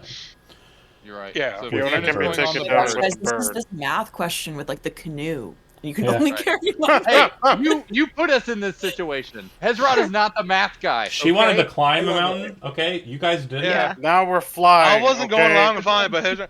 But Hezrod's thinking, and his eyes are like literally You're twisting casting- in different directions. You're casting on They're like Avrin, and googly eyes. Avrin is taking who? Golridir or Eric? Right. Which one? I don't know how you want to do this. We can draw straws. You guys can pick. Or you I can be got a smart blue one. and just have each party have a cleric in it. So Hezrod True. takes Yeah. Eric, and Avrin takes Golridir. Yeah, I'll take Golridir then. Simplified And math. So then Fiona's coming down with us, but on the bird. bird. Yeah. you cast What is this bird, by the way? Is this It's- like a pigeon? summon hawk. bestial Yes. spirit. Strong It's, ass it's like pigeon. it's like a hawk, like It's like peregrine the- falcon type thing. The spirit of a bird. It's Yeah. a Really strong cool, ass actually. pigeon. It's a strong ass pigeon. It's a Wait. just a pigeon, buff pigeon. So as a trio, the three of you descend down the mountain. That would be Avran, Golridir, and Fiona. After the first 100 or 20 so feet, you hit cloud area. As you kind of start descending through the cloud field, you can see that it becomes a bit more craggy and sharp. And like if you had fallen, this would have been the first thing that you hit. It would have been pretty bad. But looking at it, it would have been easier to climb through because it has a lot of things to kind of like help you down. After you breach the cloud layer, the next thing you see is that there are several points where there are actual landings. And you can see that in the walls of the mountain, it looks like there are caved in kind of tunnelways that look like they have been purposely kind of blocked off. It does also look like there are stairways that look like they've been purposely broken off and allowed to kind of fall apart and take to the weathering. You continue on down to a point where there's really not much noticeable. Lots of broken area. You see kind of the low portions, kind of the craggier kind of aspects of this cliff face, and it really is pretty sheer. Had you fallen, it would have been maybe like a 10-degree kind of change in kind of positioning, with a lot of falling and crying, agony and pain, ultimately ending up in a pile of what's known as scree, which is the base of the mountain where all the rocks that didn't stay connected to the mountain have fallen. A big pile of just mountain bits. Death. As we're descending. Not so, you. Okay, so You're not descending. okay. hold Avran, on. Golridir, and Fiona are first. Okay. So Hezrod is the only one casting spells. Okay, are you casting on you first to go down? No. I'm making sure that I'm casting a spell on myself and on Avran, but I'm doing it You on can't. Avran first. Right. You can't do Yeah. it both. Right. Yeah, That's fine. You gotta We're- have ran first. I'm getting. I wanna make I'm sure trying to get through it that- because you've said how you're doing it, and there's not a lot here, so I'm just trying to narratively beat through it, so Right. we're done with I it. understand. Okay. Okay. I did want to ask that as we go down, do we see the sword? No. Okay. Then, I was just about to ask. then yeah, there's absolutely no sword. It's presumed that the sword was collected by the thing. Okay. Then, after 10 minutes waiting, you are on the base of the mountain. You'll note that there's tree-lined forest area. Off to your left, about 70 or so feet, you can see kind of the trees broken a bit near where the tree line meets with the scree, kind of the rubble at the base of the cliff. And you'd also see there's a large swathing path that kind of exits from the forest further towards the rivers. After 10 minutes, you three are kind of maintaining a position there, not moving too far away from where you landed, right? Yeah. Right. Okay. The descent continues, this time with, Hezrod and Yeah. Eric. And Hezrod picks up Eric and he's holding him like this, and he kind of looks over the cliff, Right and on. then he looks at Eric and Don't he says, get no, He says- don't get any ideas. he says, "You shouldn't have cut my rope." It's like, you And then, motherfucker. yeah, he jumps and just like Eric goes, "Ah!" And then after Yeah. Eric screams, Hezrod casts the spell. Okay. It's like, you motherfucker. Poof. So I can imagine those dead fish eyes just staring Yeah, at him. I'm gonna like his wings are like flying fish wings. Oh They're just my like God. gigantic fins that are just beating the air. I'm gonna satisfy this prior. I'm just gonna say you cast a spell, but for future reference, when you're trying to cast a spell in a very strenuous situation like falling, it's not an automatic "I can cast this spell" because you're fucking around with verbal components and somatic components, which could be interrupted by not being able to breathe because the air is being sucked out of you, or your hands being thrown up into the air. So just a Fair. heads up for future reference: you cast the spell flavorfully just right after falling, not Yes, during yes. the fall. Yeah, I did I'm want not. to. I did. Yeah. I did want to like. Oh, I'm gonna cast it right when I'm about to hit, and I was gonna be like, and he No, dies. no. It's not Featherfall. It's not Featherfall. Yeah. I just want to make sure. Yeah, Featherfall is that's a reaction that's good times, easy peasy. But if it's an action, and you're trying to do it midstream, it's a bit different. But you ultimately come down to the base of the mountain. The lot of you. There's a pretty identifiable pathway that's been kind of Eric cleared is out cursing for at you. Hedgehog the whole goddamn time. By a guy on. He gets down, he calms himself down. You are at the base of the mountain. There do not appear to be, from what you can see, any points of egress back into the mountain at this point, where you're standing. Is it like a dugout where it's like that worm creature, What are you talking about? or the worm-like creature that went through that No. So temple? the mountain is normal. There's nothing wrong with it. It is perfectly a cliff with scree, just broken bits of rubble that come down from the mountain naturally. What I'm talking about, the tree line, is where you presume the very large bladed thing came to touch ground and started making its way through the trees towards civilization.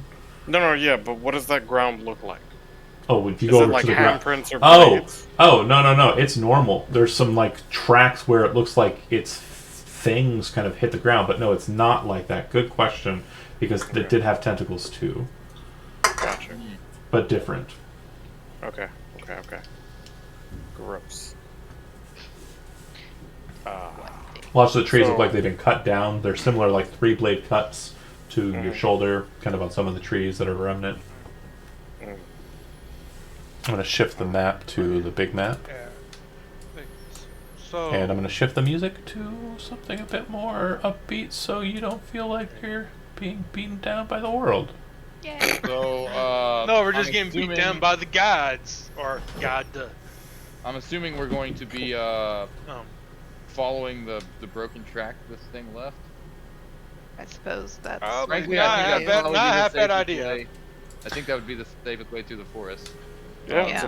it's a Yeah. walkway. Well, Yeah. it made a lot of noise. It probably, well, granted, it was also last night, so stuff couldn't have moved in. But odds are, it probably scared away anything that's probably going to cause us problems. Could we follow its Of trail? course, stuff could have moved in afterwards. John? Yeah, you could. It looks like it kind of moves like this from what you can see. You could certainly follow its path. Okay, cool. Also, just before anyone forgets, what about our carriage? Oh, that shit's gone. Yeah, we gotta go back and get it. It's gone. It's got my clothes in it. My horses are dead. It's got my pony keg in it. We It The is pony keg. it is 160 miles, 70. well, Uh, and guess what? We're going to be ending up here We're going to be ending up here anyways. No. I'm not That's- saying not to do it. I'm just saying it's far. Oh yeah, I'm just like, just so we know it's the thing. At some point, just so like a reminder, sort of gotta go figure that out. Well, I suppose that if we do manage to get ourselves to knock, that we could send a message to have it brought to us. Oh hey, can you go to this That was- random broken temple and go grab a carriage? Weren't they like in a carriage that you paid like you way overpaid for? Like, no. didn't Oh yeah, like- they were. Yeah, you paid some kid like way too Oh, much money. that's Your right. horses are not gonna die. They're Yeah, fine. yeah. I forgot I gave money to that kid. But Way too much, I think. So yeah, they'll be No, fine. it's fine. It's wait, good. wait, we didn't. We didn't thought we take it took- to. We didn't, didn't take it up. to the. Yeah. No, The no. carriage- That's right. It's still in Manus. Yeah. Yeah, it's Well, still never mind. Manus. Never mind. So actually, never mind. That's actually not as big a problem. Yeah, the we carriage could- that never we mind. I was the thinking it carriage was like, that we found Not was an the issue. auto carriage. Yeah. Oh yeah, we I wasn't thought thinking that. I thought we took our carriage from the Manus to the temple. There was we no didn't. roadway. Yeah, Yeah, so couldn't- never we mind couldn't then. fit. Yeah, I Yeah. wasn't getting too mixed. I thought we just took it there, but No. no, we never said Alright. Manus. Never mind then. So- That's not a problem. Let's just Uh, eventually go get it. Or have someone bring it to us. Yeah, but that's We not a could, major yeah. problem then. So, As we're walking along this cleared path through the forest, Hezrod's going to be keeping an eye out on the edges of the path for, Beekeeping? well, no, like any useful herbs or like plants or anything. Get out. You know, food, foraging. Yeah. And Got it. so it's So foraging, you said that you've got a path run out there. Very good, thank you. I will note. okay. I can see it, and I will note that that is exactly what I was going to ask for, and I thank you that you actually know how to do that. That's great. What you will need to know is a day's worth of travel is typically 3 hexes. Okay. If you are moving through mountains or hills, you can do 2 hexes per day of travel. Mm. If you're moving through forests and it's all unadulterated forests, all your hexes are forests, then it's also reduced to 2. If it's a combination of hexes that are mountains and forest, it's still just 2. So this is a pretty hefty trip that you're going to be taking. Undertaking your first couple of days are going to be pretty arduous. don't know if my natural explorer helps for forests. Is that the correct path, though? It won't help much. Well, traveling for an hour more. Right. Terrain you gain. So difficult terrain doesn't slow your group's travel. For forest, you don't. Okay, so for forest you're fine. Then the limiter is fine on that one. Thank you. Okay. It won't be a problem for forest, so forest won't be a hindrance. Yeah, that is true. Again, first time I've had a ranger with my full exploratory mode. So good, that's good. That's good knowledge to have. I'm useful finally. The mountain, It never comes up. the mountains and the hills will still give you a problem until you get more natural Yeah. explorer features. But Yeah, mountains still so from right. You're not a mountain man. So I think the hex is controllable by all. Is it? Can anybody pick up the hex and mess with it? Yep. Okay, I'm gonna go ahead and roll random side. Yep. Oh, look We at all grabbed it. it rolled Avrin, so Avrin's currently the party leader. Avrin, for the first day, it did look like you were taking the investiture to kind of like point out a way that you were going to be going. What 2 hexes would you like to move? I would like to go down this one and then this one. Okay, and you're following the path. Is that accurate? Yes. Okay, if that's the case, I will give you a free hex. So go ahead and move a 3rd one. Nice. Okay. So it'd be boom, and boom, and boom. Okay, and you'd kind of end after having crossed the river and getting there. So you're not going to be fording the last river. You'll do that the next morning. If that makes sense. Okay. Fording a river isn't a terribly hard effort. These rivers are not whitewater. This is not a very massive situation. There's actually a lot of kind of still water towards like intersection points like this. It's not a royal. So you're fine in that. It's not going to be too difficult. But I do need someone, a party representative, to roll 20-sided dice. I need a total of 3 of them, the number of hexes that you moved. Should I move the token? Can I go ahead and do that? Yeah, if you want to be the one, that's fine. There's no re-rolls on this. There's I no got it anything. down here. Yeah, it's Do you just want me to roll them all together or separately? all together is fine. 3D. Should I move the token? Yeesh. Oh no. All right. We got nat 1, a nat 20, and 11. I need you to roll Like- I need you to roll a D100. And mechanically, I've explained this to, I think, 1 or 2 of you before, but I'm going to explain it again. On random encounter rolls, you want to roll low. You do not want to roll high. And then on the percentage dice, it really doesn't matter. So I need 1 percentage dice, please. Okay, so You said 44? Okay. All right. So as you're moving through the kind of wastes and following after the situation, Avrin, you can actually see one of the swords of the 100-handed one kind of stuck in a tree, and it looks like it's been kind of tried to be forced out of the tree, but was then apparently just left behind. It is a massive greatsword. It is. 40.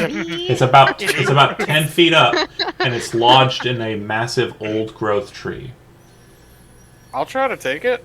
Okay. Avren just goes, He's gonna try to sword. press it out. Ezra's gonna help him. Okay, if Hezron and Avron kind of make their way up the tree somehow, kind of using pittance that would have been used for climbing down, Yeah, well, I mean, Fiona, do you lend the pittance for climbing trees? Yeah. if it's 10 feet up, I think Avran would be able to reach it. No, it's... Yeah, I mean, it's He would be just under it yeah, just with like full arm length. yeah, just underneath. But if the two of you kind of take pittance, get up there, pull at it, I need you to not roll anything. You're fine. The two of you work at it for a good 20 or so minutes and manage to unwedge it from the tree. The blade, once it's kind of taken into hand, as you kind of fall to the ground with it, kind of shimmer shines that blue color, and then just goes inert again. Oh. Okay. What is it called? I don't know. It's a great sword. Can I? Sure. Okay. Can It's I just not call the it? sword. It's a sword. It's a sword, True. not the sword. Can I call it Sword of the 100 Tooth? You can call it whatever you want. Okay. Thank Yeah, you. call it whatever you want. It's not magical, I don't seem. It's. I mean, at it's some point on their walk, just a Hezrod's thing. gonna use. He's gonna use this thingy. Okay. I don't Does know it- what this thing is. Does it look damaged at all? No, it looks just like it was lodged in a tree and left behind by the creature. Holy shit! Cool. Yeah, you can have Fiona identify it later. We gotta. Yeah. No, we gotta Hezrod's leave. like, eh, Yeah. let's keep walking. Harness divine power to shift, some spell slots, I think, right? Cool. Yeah, I've spent both my 3rd level, so I'm gonna get one back. Yeah, that's fine. And then on the second leg of your journey, kind of making your way through a bit less of a foresty area and a bit more of a kind of mountainy area, it seems to have clung through. We're in the mountains. You see some creatures kind of moving around what appears to be a very massive battlefield that kind of took place in the creature's path. You see what looks like about 15 dead people kind of just lying strewn in the pathway. And someone roll a d8. I'm sorry, what was strewn in the pathway? About 15 dead guys. Roll a d8, though. Shit. 3. Okay. I You see rolled a 3 living ones that look like they are kind of angered and kind of focused on their dead friends. Do you try to avoid them by kind of circumnavigating them, or do you want to try and move up to them? From a distance, can we tell, do they have, insignias or any, identifying markers of, where they, what army they're from? Mostly furs and kind of more tribal attire.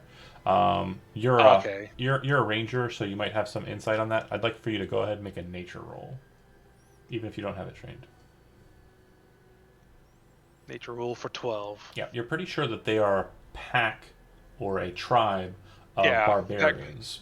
They're probably berserkers, so they're probably kind of in a situation where they saw something that was stronger than them, tried to prove their own worth, and A bunch of their friends are dead. It looks like they have failed miserably in that regard. So, yeah, I just relayed this was They're probably They're- going to be angry too, so they're not going to be conversational types. yeah, so, I'm just relayed this, so, yeah, they're, looks like a bunch of barbarians. Probably best to just leave them alone. Okay. And do you want to try? Fiona, though, Oh, go ahead. I was gonna say Fiona, though, ever so curious, would kind of turn to Eric and say, "Do you think they know what that thing was, though?" No. Not a chance. That is they're barbarians. They're pack tribal. They're tribal. They wander. They travel the woods in packs. At that moment, actually, I'm going to put it out in the open because I've already done it. But Fiona, you hear a voice in your head say, "If they had known, they would not have stood against it." It's a voice you've never heard, and it just spoke into the conversation like it was just chiming in. You're like, I'm assuming this is only in Fiona's only for head. Fiona's head. Yep. Figured this is just double checking. Fiona responds, Out of curiosity, are Oh, you one shit. of these barbarians? I thought you were just gonna ignore me more. You heard what I said? What did you do? Could you not hear me before? No. Who are you? I have been talking at you since the Barrow Mound. You can hear me now? You couldn't hear me before? I thought you were just an asshole. I mean, you know. Everyone can see Fiona's face go bright red, And and we're she like, kind of- Fiona? and she Fiona? raises her cape above her head and kind of like goes to duck behind a tree. It looks very suspicious while she's behind the tree and out of sight. She'll say, Eric's just "Are like, you the Yeah. the thing Yeah, above me?" I'm the thing. I'm the thing. Yeah, I'm called a Seraphis. It's what I am. I was sent by the one who watches. She's probably having bowel issues. Just give her a moment. I just thought you couldn't. I just thought you couldn't hear me, or I just thought you could, or being a dick to me, but you couldn't hear me. No, of course not. I would have loved to hear what you had to say. Someone so wise and so experienced. Oh well. Do you know what that thing was? No fucking clue. But I saw it when you were dealing with it a bit ago. I was yelling at you to run, and I thought you were hearing me because you were doing that. So I was like, okay, great. So, yeah, you couldn't hear me before. You couldn't hear me back at the mage's place. Fiona kind of pauses at that. Am I supposed to hear of Seraphim? You said you were. Seraphis. I am a Seraphis. I am a servant of the one who watches. The one you formed a pact with, the one who you didn't break the pact with. So I assume you're still good with this, right? Of course I am. I didn't really know what the protocol was. You seem rather nice for. Oh yeah. Well, so we don't really actually have a what's it called? What do you flesh bags call it? A personality. So I'm basically taking aspects from those you've been around and kind of fusing them into this, whatever this is. I really don't think my normal monotone nature would be something you'd be able to comprehend. So I'm doing this for your pleasure. Again, like Fiona seems very, very flustered, but she tries to take in a deep breath. All right, so if I'm to understand, you're on my side. You're not. Yeah, you're drawing power from me all the time. Again, I thought you were hearing what I was saying. Like every time you're casting a spell, that's me, like allowing it. Fiona, clean it up in there. I suppose. Averin, no, you don't do that, Averin! I suppose I should say, thank you No, then. it's fine. It's a Mr. contractual obligation. I mean, What should I call you, Mr. S? I don't know. Whatever you want to call me. I mean, what is Fiona thinking of, like name-wise, right off the top of her head right now? Seymour. Seymour is what you should call me. And you actually realize that he pulled it off of your surface thoughts, and you're like, okay. Because you allow me to see more of the universe. I love it. And he's Me got a too. million eyes. Out of character. I'm trying to get past how amazing that pun was. Oh, It's inspiration worthy. Yeah, gain inspiration. That's fucking great. Thank Allows you. me to see It's the more. Watcher. Oh my god. Okay. Yeah. So you would come back around after having a weird moment. Yeah, she kind of slowly stalks away from the tree and hearing the slander responds back to Avron. If you must know, I was having a panic attack. It's very different than having the shits, thank you. She rejoins them. I just glare at Averin like, why are you doing this? Let us continue, please. Yes. Are you trying to avoid the barbarians? I would suggest yes. If so, all of you Yeah. need to go ahead and make a stealth check. And there are 5 of you, so 3 of you need to succeed to complete this very short, not exactly a skill challenge. Are Can we I- in the woods? Can Yeah, I help you someone? are in Will the that woods. impact my... You're in the woods. Does Yeah. that affect you at all? I'm reading his favorite terrain thing. I don't think it does anything like that under there. It's just traveling more than an hour. Yeah. difficult terrain, can't become lost. Even when you are engaged in activities such as foraging, Well, we got- navigating, or tracking, you remain alert. 2 people rolled so far. I need 3 more. I'm just wondering, like, if I try to help someone, would that No, will that impact my stealth? You can't help on this one. It's basically just Oh. everyone doing their own thing for the challenge. Okay. I did pretty good Well- even with the disadvantage. This Okay. So, with 3 successes, you managed to succeed. I don't know why it's this heavy armor. 13 Half was the plate's target number. Are you in heavy armor? Half plate's not heavy. Yeah, no, it has a disadvantage on it.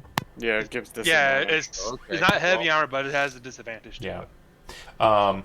So That's fine. He's regardless, not stealthy. 3 successes.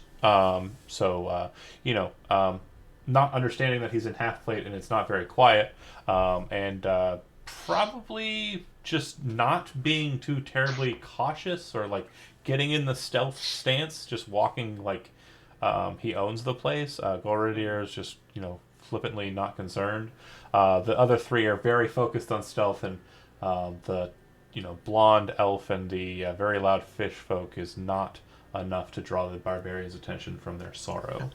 You pass by them without a problem.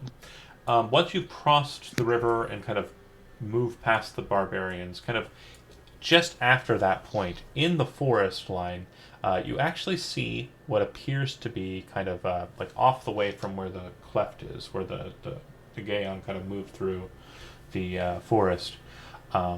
You see what looks like a very large kind of grouping of trees that have all kind of been pushed inwards. It's almost like a tent or like conical formation of toppled trees. And it's a decent enough size that you can see it. And it looks like the trees that were toppled over were older growth older than the trees that surround them. Like they're much more large, and even though they're toppled, they still tend to stand higher than the trees around them. Are there any swords? in them? No, not near there. That's a good distance off. It's off of the Okay. clefting. It looks like this is a separate thing entirely. That the thing with hands just moved past. Gotcha. So, is it Judging getting by- late in the day? Judging by the direction of the path we're walking, does it look like the thing that carved this path went out of its way to avoid this clearing? Good question, and a good enough question to get a direct answer. It does look like whatever it was moved around it. Yeah, so Hezrod kind of, after they spot this thing, he's kind of looking around, and then he has this thought, and he kind of mills around the area for a little bit, and he says, "That thing we saw on the cliff." And he points to the formation of the trees. He says, "It moved to avoid that." Really? I'm Fiona, going. do you have any idea? I'm going to do my own check and assume I come up Same. with the own. Okay, so I'm like, yeah, you're right. Yeah. If you'd like to make a nature check, you can. Yeah, studying to try and kind of suss out what this formation is or what it signifies. Sure. Yeah, I'm going to help him out on that. No. 11. Again, if you're rolling, help is not for brain stuff. Okay, Unless you're studying. because of your Doesn't matter. feature, you would probably get a. Actually, you would get. You're both failures. Hold It doesn't matter. Yeah. Nope. Jeez. Hold on. I'm just. Hold on. Because Inspiration doesn't help that. What? Nothing helps those rolls. They're No. shit rolls. Shit rolls. Okay. Hold on. Yeah, no, like my natural explorer doesn't help with this kind of stuff. When you make an intelligence or wisdom check related to your favorite terrain, your proficiency bonus is doubled if you are using a skill. Yeah. Okay. So now it's 4. Well, I'm not yeah, proficient in sorry. nature. Oh, I thought I'm you not said you were. No, I never said I was. Okay, I misheard because that's literally what I asked. I did forget. I did completely forget about that part of the feature, though. I did completely forget about it. Hey, So, anyways, Dia, it doesn't matter. Yeah. can I look around to see if there's like any creatures or anything? Sure. You can go ahead and attempt a perception check. Meanwhile, Gorodier, Fiona, what are you two doing? Well, Mm. I mean, I think Fiona would want to investigate this forest, and she'd immediately try to see if there's anything magical about it. that's preventing this thing from entering. Um, Tech-wise, I guess could you do Arcana, I suppose? so, yeah, you could make an Arcana check to Oh, think sorry, about or it. history I actually would prefer to see if I know if there's anything historically interesting about Yeah, this place. DC will be slightly off skewed, but yeah, that's fine. Perception 18, Avern, what you're looking at is at the base of the trees, it looks like there's this kind of dark matter, like kind of like a sickening kind of ichor, or it looks like tar, like kind of surrounds these trees and is apparently what's caused the trees to topple inwards. It looks like there might be an island in the middle of that, kind of like tar pool that kind of surrounds this kind of place. It looks like the trees that would have been around the island, the ones that were close enough to the island have fallen inwards. The ones that were on the outskirts of it or in between have probably sunken into the tar. Okay. Is the tar coming from the tree roots or is it coming from the island? It looks like it's the tar is like the ground, right? Oh, it's just the ground? The ground itself is basically a tar pit, and there's an island in the center of that pit. The trees that were on the island are kind of toppled. The trees that were on the outskirts of the island that would be on the shore of the tar, some of them have fallen inwards and some of them are just gone. And then the trees that would have been where the tar is are gone. They sunk into the tar. Gotcha. That's what you're able to kind of suss out perception-wise. And you're thinking about it, Fiona, and kind of like thinking. But one thing kind of pops into your head as you kind of, Avern's like, well, look there. It's, Tar. gross. And it's like bubbly. The trees that are actually toppled over, you can see that the roots are actually, it looks like they've sucked up a bit of the tar and are kind of like dark and like kind of like breaking and very rotted. It's kind of has like, as you're kind of looking at it a bit more closely, a smell to it even at this distance that's not pleasant. If you've ever been to a tar pit, it's not fun. But you think to yourself, with a 10 history, you're like, no. But you think to yourself, if I were walking around and I were going to step into something very foul, I'd probably move around it to avoid it as well. Can I use Divine Sense? Like, get close enough and see what's wrong? 60 feet, it's not going to be close enough. The tar pit itself is actually a good 100 feet, like moat Okay. around the little island. So it sounds like this is just a natural tar pit. The beast is like, I don't want to step in this shit. Like, we don't want to step in the shit. Maybe. Yeah, Fiona nods and says, agreed, let's just keep moving. The sooner we get to Nock, the sooner we can figure out what's happening with that horrible thing. She gestures back to, like, the carnage. I'll go ahead and Yeah. put a map marker there, though, so you do have it for notation. Tar pit. And Oh! I will then move us to our third space, which is right at the base of the river. And your last roll wasn't high enough for anything to matter. Does anybody have any like sort of writing utensil or like charcoal or anything? Probably. I know that didn't you, Elizabeth, go over there, give me a set or something to write letters back in Halverton? If it's like an ink and quill, don't worry about it. Hezron was just gonna make like a Elizabeth, rough sketch. You're muted. You're muted. You muted. Yeah, it was just like pen and ink, but I think that would Okay. probably have been in his with like his clothes and things. That's Which is all Not in the carriage. it's all in the carriage. All right. Man, that's gonna be one hell of a bill. So sleeping wise, you do need to set up a camp.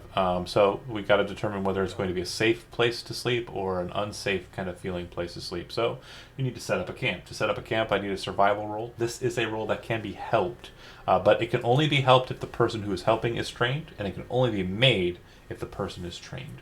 So I'm trained. Who else is trained? I am not. That's two of us. What's your survival? +5. Oh, it doesn't matter then. And help just gives advantage, right? correct. Yeah. Yeah, wanna this do this it? this feature is starting to feel real damn this is starting real damn useless. Does it help action do not creature oblivious? Yeah, Oh, no, no, that, actually, wait, no. that works or here. an attacking creature. But That- like, if he's helping me, it's still advantage. So it was like, yeah, but if you help him, he can re-roll one of the dice once. So he's actually rolling Yeah. 3 oh yeah, that's right. So dice. it's advantage. So he's Oh. getting like triple advantage. Yeah. Nice. So yeah, so I'll help Avran then. Okay, so you're Okay. gonna roll 2 dice, and if we don't like the results, you can roll a third d20. Okay. Or re-roll one of the dice. So like re-roll. 25 is about as high as it 25. gets. So that's Never fine. mind.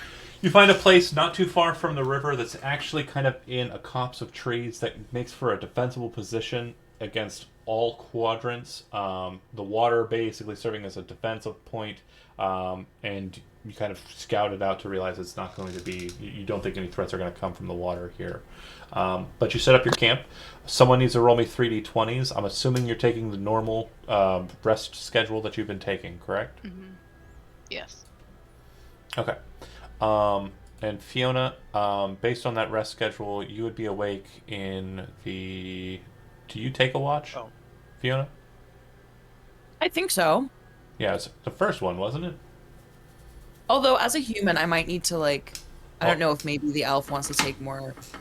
I don't know if we're doing it like that. Are we? Yeah, however you've been doing it in the notification or in the in-character stuff, I don't know either. Well, Pretty I think we only sure- did well, once in character. I I'm think pretty so, sure but either way- Golridir and Avron can take the last 2 watches. Yeah.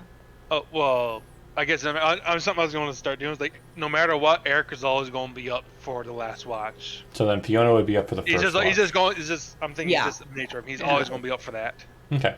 So then Fiona, during the first watch, you hear the voice kind of snap back into your head and say, yes, I'm sorry I've been quiet the last few hours. Just seemed like you were very focused on keeping cautious. I just wanted to make sure, since you haven't heard me at all, I serve on behalf of the one who watches, Raynak, the dead king. If you have any questions regarding Raynak and the powers that he is granting you, or the pact that you've forged with us, now would be the time to ask those questions. I love that you sound like a customer service Yeah, representative. really? It's so great. No. Yeah. Hello, Razek's customer service. How can I help you? Yeah, Fiona immediately kind of straightens up and grabs her quill and her paper and starts writing down, Raynek, and says, honestly, it's just such a relief to know that he has a name. What do they call themselves other than Raynak? Are they a prince? I Or... don't think you can feel your surface thoughts being detected, and I'm assuming you're hunting for like a kind of sexual nature to the creature, and you can Actually, not sexual, more like a title. got Other it. than just, yeah. The dead king, and the king is kind of a word that's translating awkwardly from what we understand it to be based on your tongue. I don't think Raynak actually possesses any form of kind of gender or identifiers in that way. When Raynak served in mortality, they were known by a different name until they were defeated, destroyed and killed, and made to serve. But they found their way across endless aeons to find themselves here, breaking back an ancient pact with a very horrible chronomancer, and making their way back to the mortal plane. Wait, Raynak- pardon, they have another pact with someone else? Oh, no. That pact is broken. But there are other pacts that have been formed with Raynak since you were able to bring them here. Would you be able to tell me about some of them? Were these famous pacts by any chance? I think the main one, there's a Beholderkin in Siford's Pass, I think is the name of the town. Hold on a second. You can kind of hear like a clicking sound, and it sounds like a fleshy kind of clicking sound. Almost like a snap, but a little bit more wet. He's Googling. And then you kind of hear like a click, and again it's kind of more of a sound. The name is escaping me. But yes, Siford's Pass is the name of the town that the servant resides in. A Beholderkin. Bright yellow in coloration. And would you be able to tell me what his former name was? Or is that some great secret? Oh, no, I couldn't tell you what Raynak's former name was. Raynak would have to tell you themselves. Fiona turns to and points kind of toward where Hezrod was probably, I'm assuming, sleeping right now or something, and says, He's like So- squatting in the river. So, tell me, did Raynak have some sort of history with some sort of, deity? Yes and no. I'll explain. Raynak, when they were not Raynak, before they were the Dead King, was a guardian, a servant of ancient powers, made to guard a crypt. The crypt was besieged by a very powerful and very skillful and thoughtful group of individuals. The Chronomancer, the Priest, and the Blade Singer. They found a way to defeat Raynak before they were Raynak. Then 3 others came to where Raynak was killed in their mortal form, and one was someone who'd formed a pact with an unworthy patron. Raynak usurped that position, became that one's patron, and used him to forge the script, the document that you read, the document that we flung from the aeons beyond to this place in hopes that someone could break the Chronomancer's spell. A spell that caused great disturbances outside of this place. A breaking of the materia. Fiona kind of nods at that and says, does this chronomancer have another name more common? 1 second. And you can kind of hear this kind of like, it's very kind of like pressed upon. You hear kind of a thwopping sound. It stops. I can name him, for his name may not be within your records. Cardiff.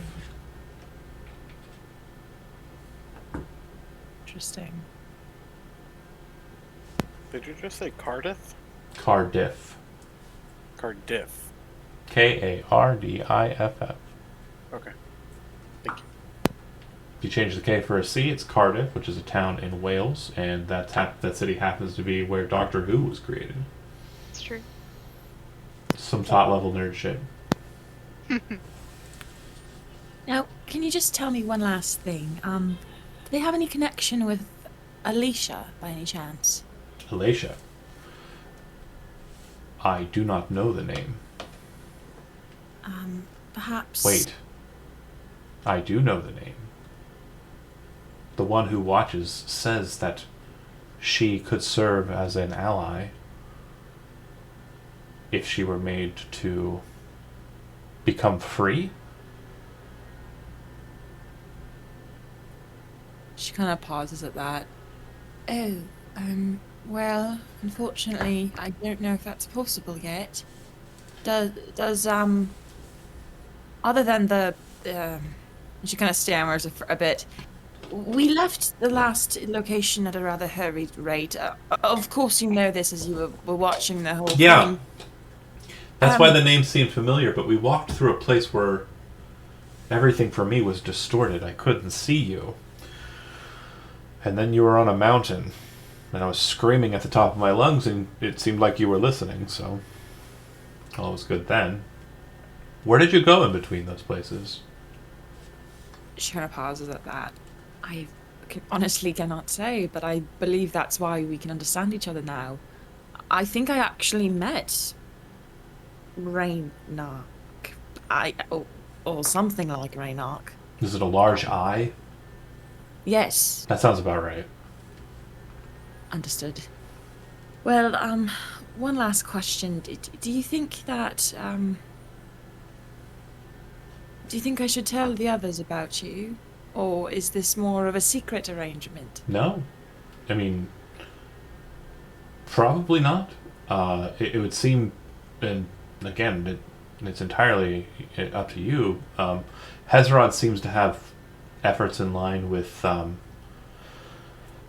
his own kind of desires. Eric seems to be a bit of a waffler, not very decisive, very cautious. Golridir doesn't really seem to be paying attention most of the time, very much focused on his own endeavors. And Avrin seems like he is willing to jump to the immediate reactionary stance, no matter what is happening, and not focus on the nuances of things. So, it might be best to keep us secret. She nods at that. It seems like you've read my mind. No, I just think we're of an alike one. The She kind of smiles at that, and she kind of like looks upward, like. and you can see it for a second.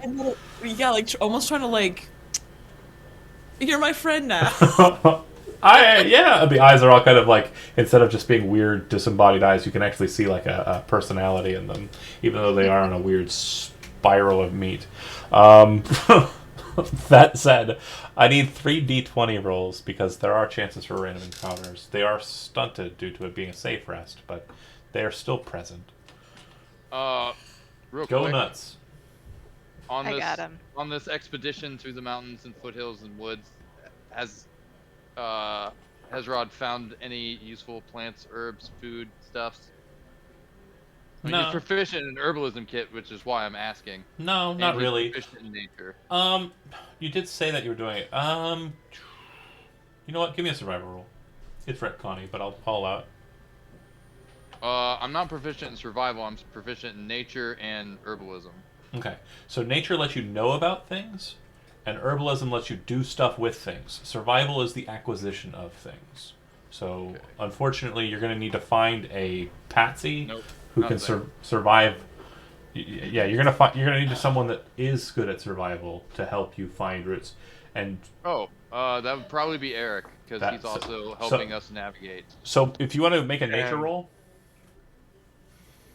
Me? no, that No. Hezrod. Oh, Ezra. Okay. Oh, yeah, so he finds it. I'd be Okay, the thing. great. So you actually know that you're passing through, a pretty dense forest at the base of an icy mountain.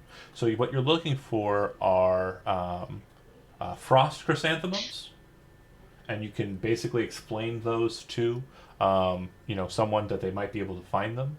Wolfsbane is another thing that you might be able to find up in this area. And I would say, let's see. Ooh, Wolfsbane. That could come in handy. Cold iron fractures or cold iron bits might be possible to find as well. You're not going to find cold iron veins, but you might be able to find some kind of bits of cold iron. Cool. Those will So be harder Frost to find. Chrysanthemum, Wolfsbane, and I think you said there was another one. Cold iron? Cold iron. Cold iron bits. I thought there was another one in between the Wolfsbane and the cold iron bits. Oh, the first one was Frost Chrysanthemum, Wolfsbane. Wolfsbane, Cold Iron. Okay. Those are the 3 that you can think of that might be easy to find out here in the wilds. So as they're like walking along, Hezrod's kind of walks up to Eric and just starts explaining all this stuff to him. Okay, yeah, and Eric's like, sure, not doing much else. Never hurts to gather supplies. Never hurts to gather supplies. And since you're are you- knowledgeable enough, and I did show it to you, go ahead and I will get you the item card here in a second. But do you have any spare bottles? We should have some empty vials from health potions. I know Hezrod has at least 2. Okay, we'll go ahead and say 2.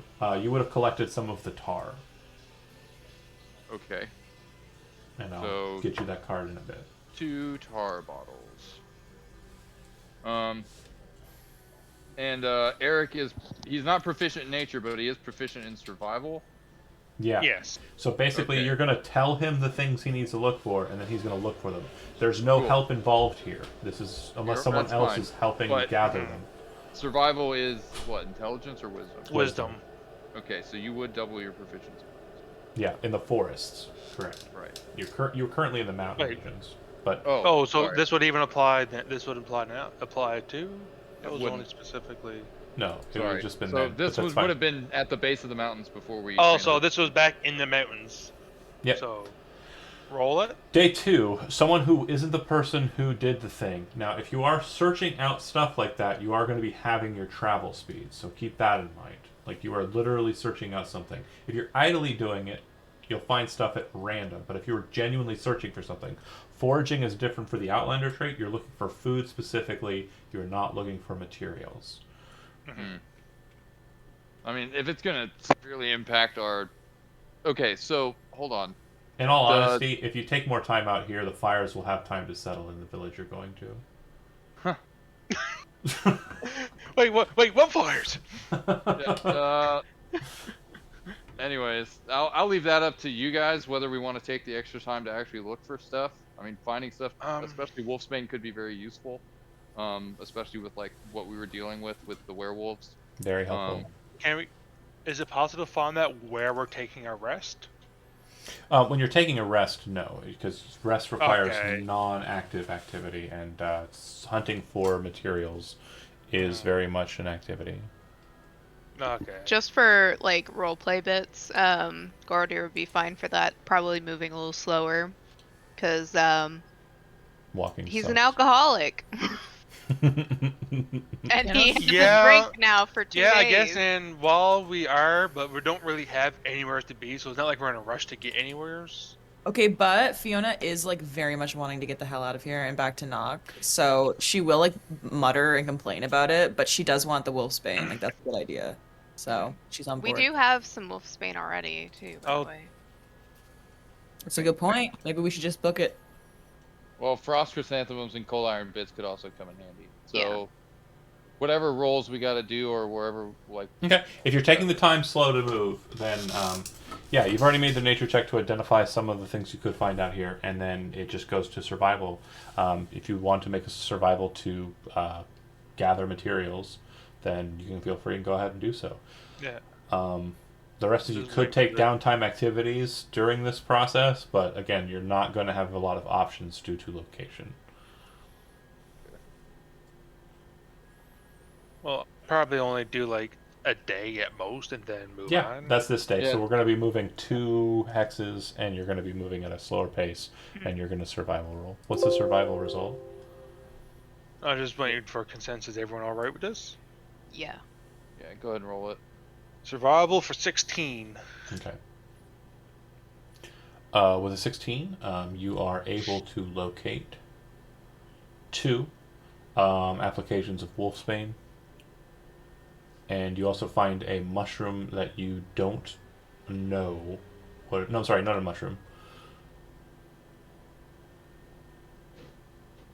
A very strange kind of root that is attached to a very strange flower. You don't know what it is, but you do know that it Sounds is like- strange. Sounds like a question. Sounds like a question for the wife. Yeah, she would know. She. This sounds like is- a question for her. It's like, what is this? This is the root. And I'll get you the handouts for wolfsbane and for. Oh, I know what that is. Or at least I think I know what that Looks is. like a really messed up tomato. And there's just one of those that they found. Mm-hmm. Okay. Hmm.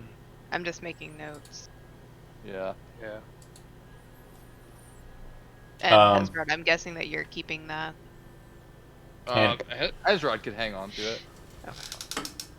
You definitely, with that survival check of 16, you definitely note that it does appear to have kind of like a. You don't cut at it at all. It has a very kind of juicy nature to it.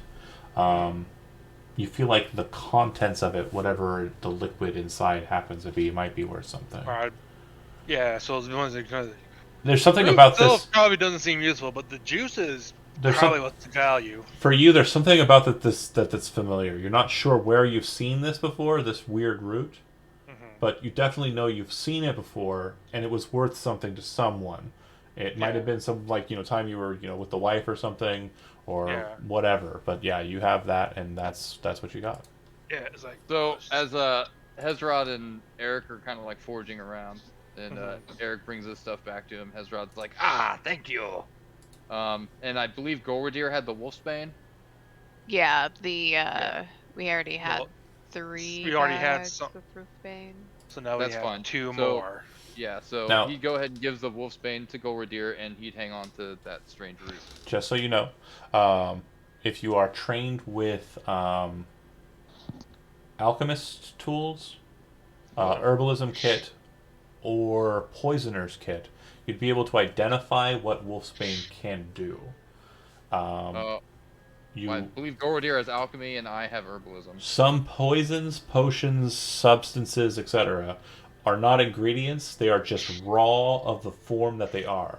Wolfsbane is an example of a poison that is found in nature and is not created. So you would note that Wolfsbane has the following characteristics when used in-game as a poison. And that's your first poison.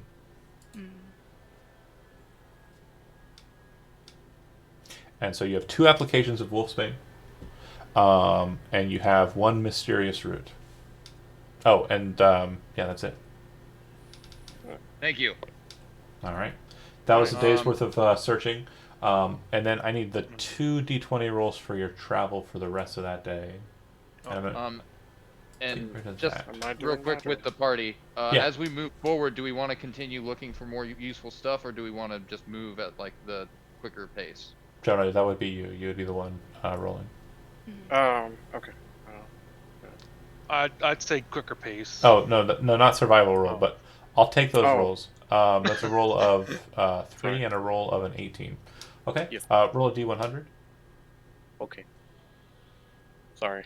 It's okay. And I rolled on the your nighttime sleepy time track. The 20 was actually something you'd have to find on the road. It's not something that you would have got during a watch. So very lucky on that. Yeah. 46. All right. I think that's going to be barbarians again. No, you're in forests. Boonga boonga. Hey, that's racist.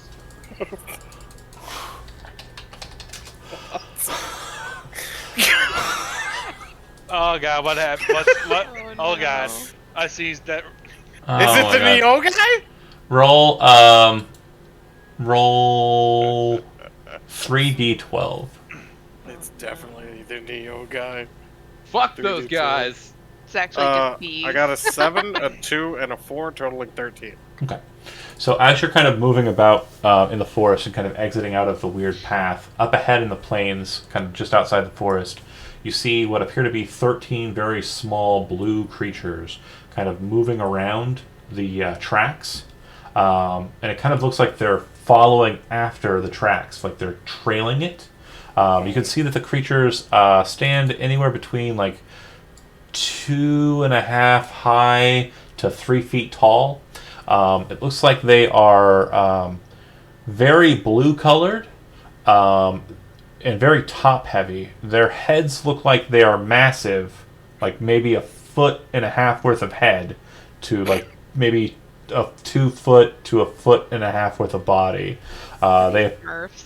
appear to be wearing kind of That's what it sounds like. they appear to be. I'm posting in the Discord what they look like because I don't have a handout Yeah, I for can't them. remember what they're called, but I know these things look goofy as hell. They Found it. Oh. have pretty ornate looking weaponry, but they do look like they're hunter gatherers or tribal, and they do kind of have like weaponry that looks like they're very skilled hunters. Looks like they are very focused on following this path, and it does look like they're not really noticing you lot to start with. Real quick, was this before we pitched camp or in the morning, the following morning? This is during the day, the next day of travel. Yeah, so this is the day after we camp. So, Yeah. I got you. so Cool. we've camped. We've already done the foraging. We're moving on here. Yeah, we already got into day 2 of walking. Trying to get you guys to a place. So Ezra Town. sees these things and he makes his classic confused face. Okay. Can he identify like what kind of creature they are?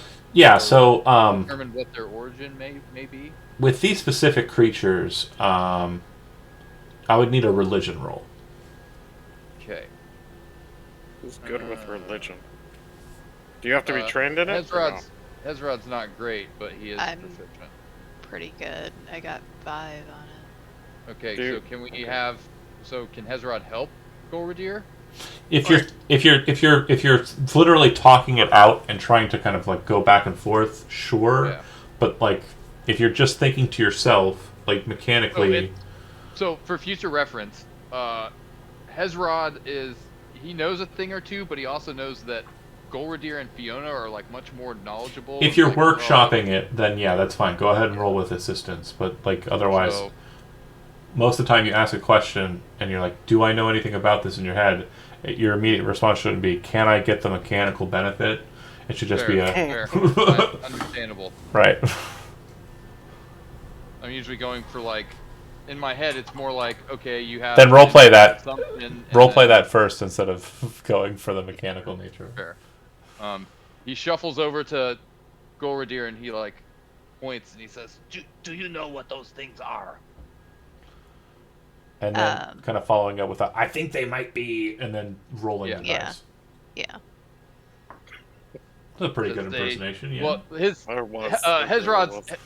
Hezrod's impression is that they might be Fae, which is why he referred to Golradir in the first place. Right. Do I roll for that then? So yeah, you'd roll and he'd be helping. Okay. 16. Okay. So you're pretty sure that they are what are known as Zvart. They are humanoids. They're not Fae that you're aware of. They are probably more closely related to tieflings than anything else. They are spawn of old demon prince that no longer is a demon prince. You believe that the demon prince was known as Maladar, which was a former demon prince of Wrath that was once in olden times regarded as a being of worship for the more kind of hateful or spiteful races. It was a demon prince of Wrath.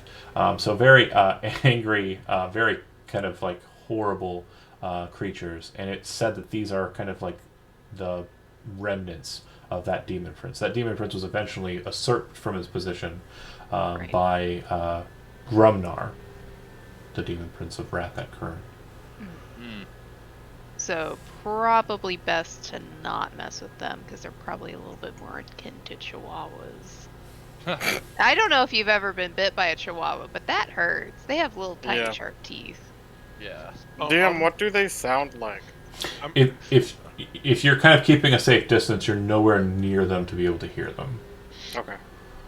Yeah. Well, they are basically moving in the same direction we are, so if we're going to be avoiding them forever, we're probably going to be moving pretty slowly. Okay. That's true. If Well, you this is me talking to my party because it's like we're trying to figure out how we're gonna progress along this path we've chosen for Yeah. ourselves. So we But either need this to is get essentially an rid of obstacle. them somehow, I mean, or bypass them. How many so are this there? is after 13. camping. 13, it looks like 2 of them are kind of equipped differently. Most of them look like they have kind of spears, daggers, long knives, They're combat warrior types, capable. hunter types. And then you have Yeah. 2. One of them looks like he's not really wearing much of anything besides a very bright green scarf, which has a kind of matted, kind of chain link, kind of grossly kind of putrid looking necklace. And then there is another one who is wearing kind of like a crown of what appear to be nothing more than like feathers and long sticks and bones. That might be their leader are- then. So Are after we, I'm assuming we're moving faster than them. They are moving in a very slow and kind of calculated pace. They are tracking whatever it is tracking. that just Yeah. rushed off in the distance.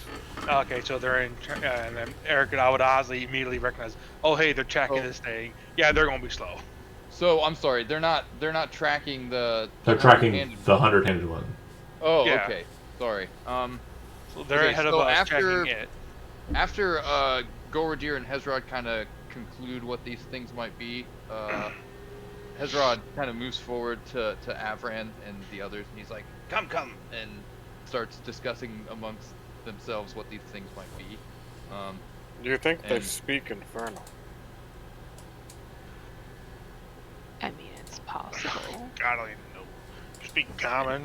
Yeah. To me, they resemble blue goblins. Yeah, Hezrod is like, They are descendants of Wrath. I doubt they are friendly. I could try to persuade them. Do you think we can I just walk doubt they by? are friendly. Well, Do we know how fast they run? Nope. Well, Oh, they well, are quite actually, small, so. Actually, Fiona kind of steps forward at this and like takes her cloak down and says, Well, as most of you know at this point, I can pretty much speak Hed- to anyone. So should I ask them to just let us pass peacefully? That's how what I was far suggesting. how far ahead of us are they?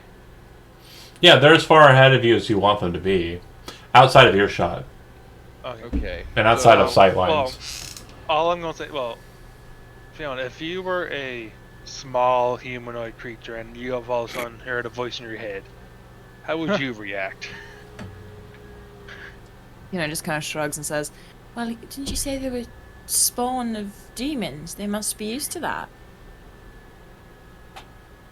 They might hail her as a goddess. They could be spawned, but like, are they like?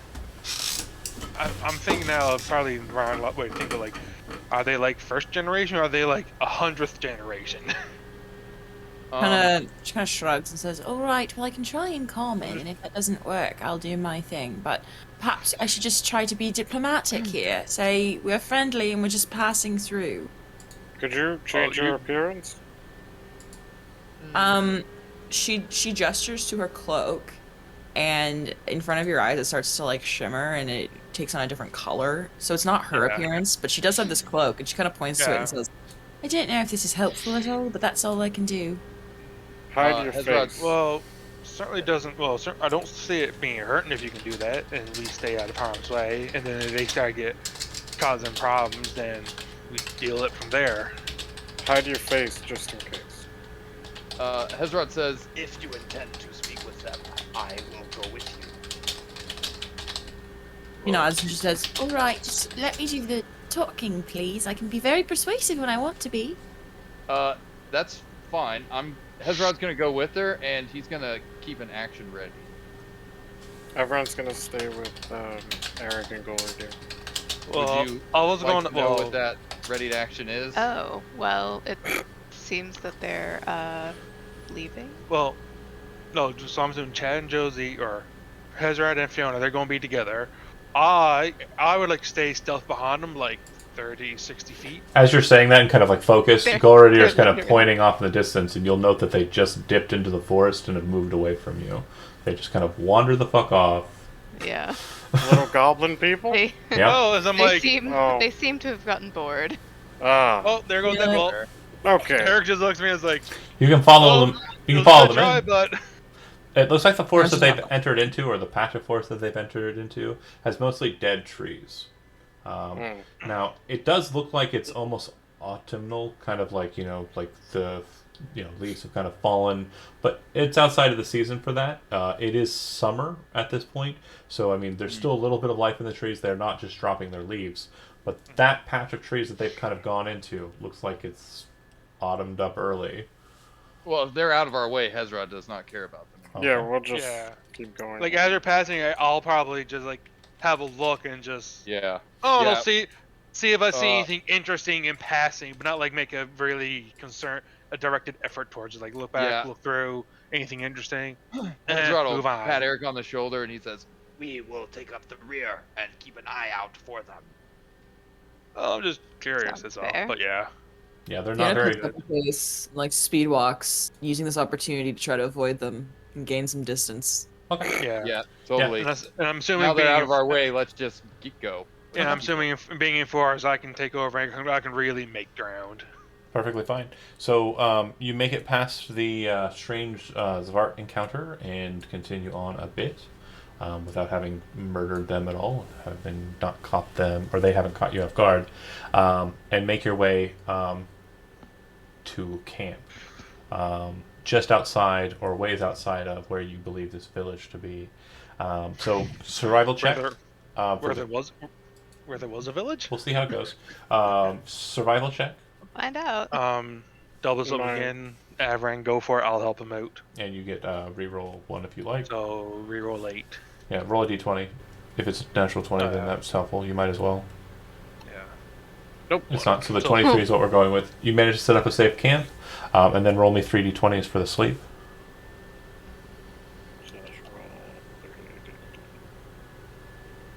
Okay. 5, 14, 6. No ill toward events, nothing crazy. Night goes by uneventfully, and by the middle of the morning, the next morning, you're able to make it through the forest to the town.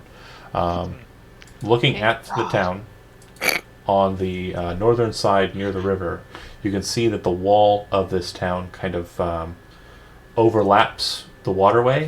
It kind of serves as like a bridge section, but it doesn't look like it's a bridge that's used by the populace. It looks like it's a defensible bridge. This town looks like it's pretty well fortified, or rather, looks like it was pretty well fortified. You can see what appears to have been a very large kind of wooden door that has been blown out. You can see several bodies kind of thrown off of the wall. Some of them look like they've been split into sections. There's one guy that looks like a stack of like an open package of bologna, in that he's been kind of cut into pieces as such. Blood everywhere where it looks like these people were trying to defend. But you also do notice that there looks like there's way more footprints on the ground around where people were setting up to defend themselves of people where they were retreating. The town itself looks like it's pretty much left intact, but there do look like there's some places that look like they've been kind of just leveled. And what you're seeing is it didn't care about the town. It was still just going in one direction. It seems to have moved into the town and then taken a very sharp northerly turn and taken its way onto a very, very simple, very, very well-worked road. The road that you see before you would know is of the makeshift of the Nock people. This road is strong enough to support any type of carriage that you would have. And it also We had a carriage. it could also support auto carriage usage if you had one. It doesn't look like there's anyone in the town, or if there are people here, they're hiding away inside of their houses. Are there any horses? Priority. What have we done? Well, before we get in there, I'm just gonna say, so it's probably best we, and I guess mostly me, don't mention that we unleashed the thing that probably killed their people. Probably. Probably yes. give the information to ourselves. Hezrod is like, as they come around the bend and like see all what has happened to this town, he's just like, he's like completely stunned and like, He's like, and then he "Yeah, just we says quietly, This is remarkable. Really? It's like, but anyways, yeah, we should probably keep that down because I don't think we want to be lynched. Are there any? It's a possibility if we he tell walks them like what we slowly did. into town and like looking at everything and like, aw, he's like a kid in a candy store. Are there any horses or Get carriages? into the candy score of. If you kind of spend some time searching around, I'm going to go from left to right, and Jonah, I'm going to start with you since you mentioned something. If you're looking for something in specific in the town, if you're kind of looking for something, then I'll allow you to seek it out. Jonah, you said horses. You move kind of away from most of the destruction. You do see that there is a horseshoer and stable kind of there. It does look like there are some horses, but from what you can tell, it does look like their food hasn't been refilled in at least a day. No. It looks like there is some hay still set out for them, and they're still kind of in their positions, but it does look like they're also really kind of antsy about having been kind of left there and not being allowed to kind of roam free during the day. I'll take a stack of hay, and feed it to one of the stronger looking horses. Yeah, it looks Or like two of there's the stronger ones. looks like there's about 4 horses total, and they're all pretty much the same. Oh, okay. Is there enough hay to feed all 4 of them? Yeah, there's plenty of hay. It's just not in their feeding receptacle. So you just kind of move over to the bales and start pulling, and doing some manual labor work and throwing them into the feed trays. perfectly great. After they eat and stuff, I want to let them loose, but like I want to try to rein them in.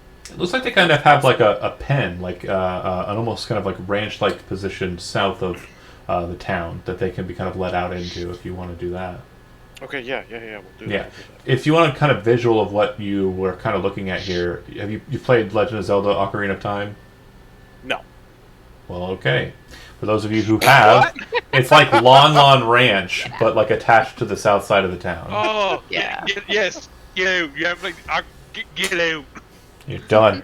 It's God, I fine. love that game. It's a okay You're game. done fucked up. I've beaten it, but I haven't beaten Majora's Mask. Anyways, my wife wants to kill me because of it. It's her favorite game.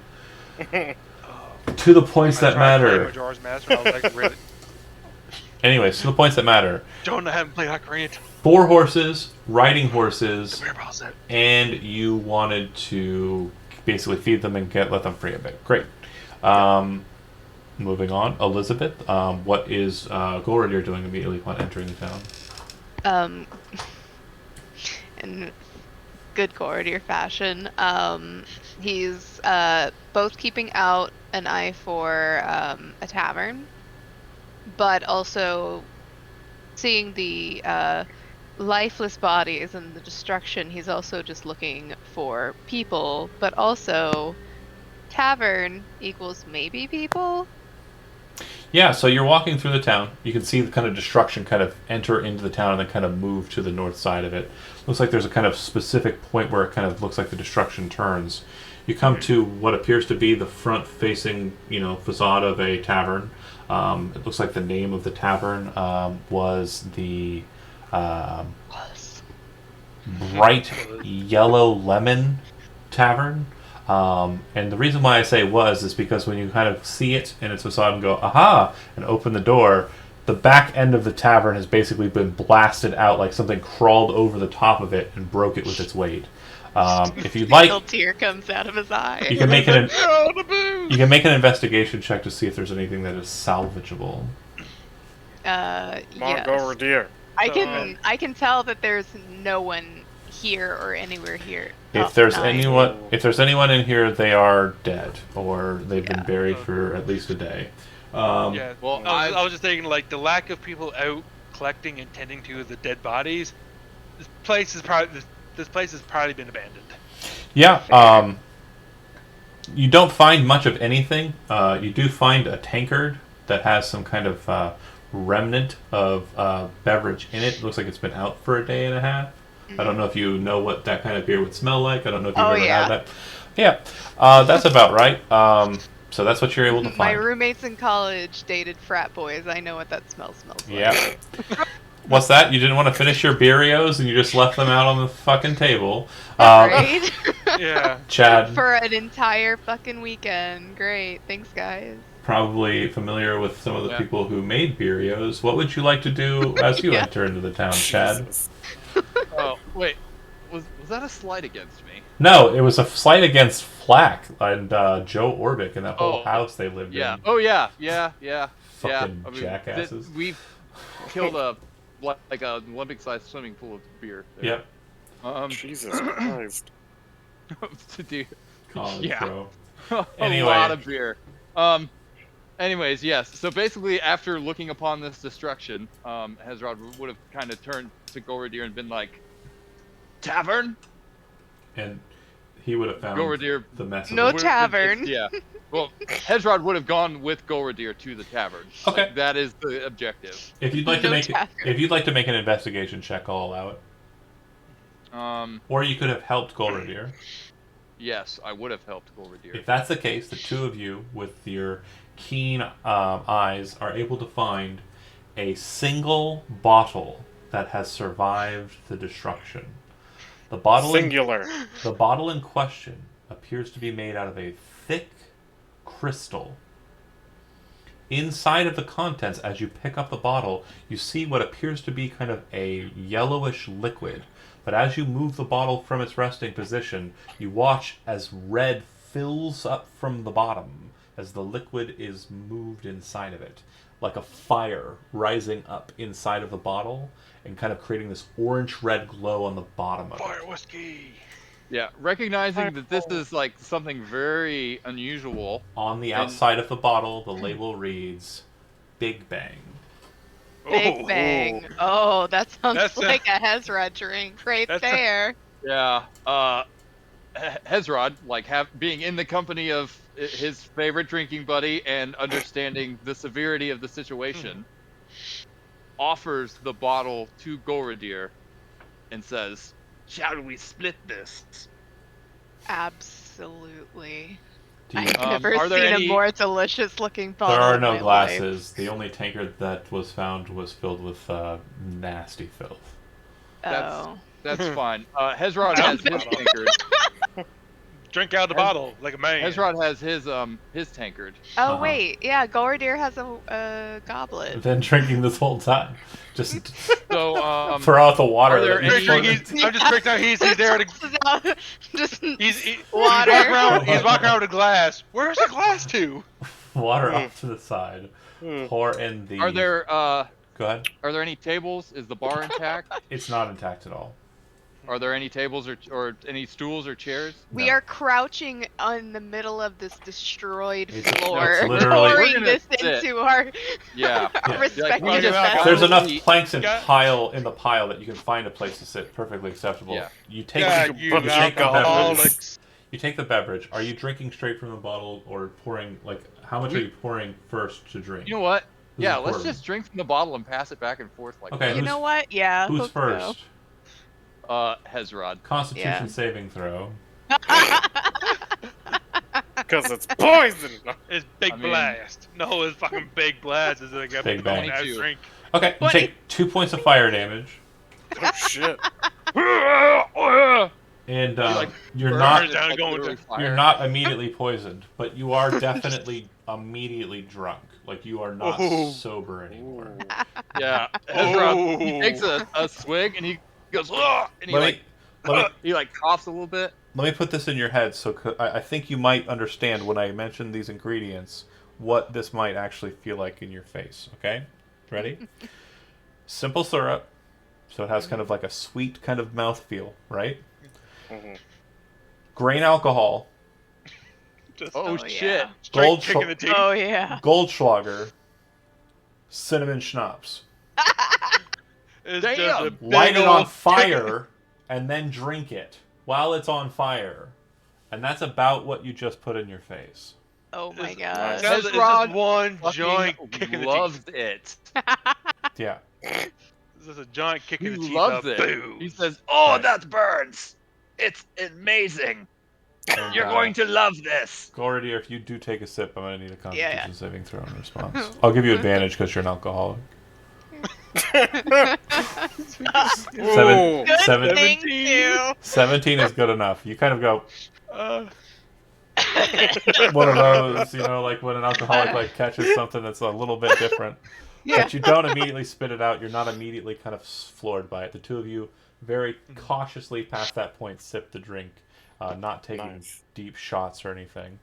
moving actually, so basically, if like one swig from the bottle was enough to Oh yeah, his for each face. of us to catch a buzz, Hezrod would kind of like consider it for a moment, and he would say, No, you're not gonna go. Oh yeah, now I'm gonna come up with a smart idea to ration shit. You're gonna keep drinking. Shut the fuck up. "Okay, Who are that you? works too. That works too." I just Honestly- didn't know if you were gonna make us keep making Constitution saving. No, throws. just the one, just for the fun. Oh, No, that's hell fine. yeah. Then yeah, Chad, Chad, kill it. I do like the idea of like, you know what? We haven't drank in a while. And this shit is really good. Let's be conservative and not drink all of Yeah, it. no. Said no You're- one you're- with you're right. alcohol ever. Yeah. yeah. True. Well, True. especially after you catch a buzz, you're like, For fuck yeah, sure. let's keep going. I'm in it to win it. So Fiona, you're next on the docket. What are you doing in town? Yeah, so Fiona is like, this is really hitting her hard, and she's just taking in the entire carnage and like the obvious like blood-stained people and things. And she just like kind of thinks to herself, Simo, do you know of anyone who could prevent something like this? Hey. Any sort of Hey, this isn't your fault. This is Eric's No, it- fault. Don't worry about it. You didn't turn the sword. You didn't do something stupid. In all honesty, it's as much Eric's fault as it's Avron's fault. He wouldn't even be on this side of the world if it wasn't for him. Just keep that in mind. And to be completely honest, I didn't see much of its capabilities to be able to ascertain it, and I don't know much about it to be sure. But I do know that it is a very powerful being with divinity inside of it. It is born of the gods. So, if that answers your question, Well, I guess my further question is, do you know any god killers? no. Huh. All right, well, As you kind of say that, you kind of go, ah. You kind of look up, and almost as if the sun was like forcibly being shown from the clouds directly on a specific building that seems to still be intact on the far side of the town, kind of from where you're positioned, a good distance away from the horse ranch, and a good distance away from the remnants of the tavern. You see a white building with a cross of Atavius still standing high with the sun beaming down on it. Octavius has spoken! Yeah, Once again! I was waiting for Jonah to go off. It's like, ah. She'd look at it and then kind of look around and scan around, and she'll see the two of them doing shots, and she'll roll her eyes, and she'll kind of call out to everyone, not super loudly because she knows that people are probably skittish. If you want, I'm going to go investigate there, and she'll head over to the church. Okay. We'll Ezra see you raises later. the bottle. Yeah, he raises the bottle to her and says, "Okay."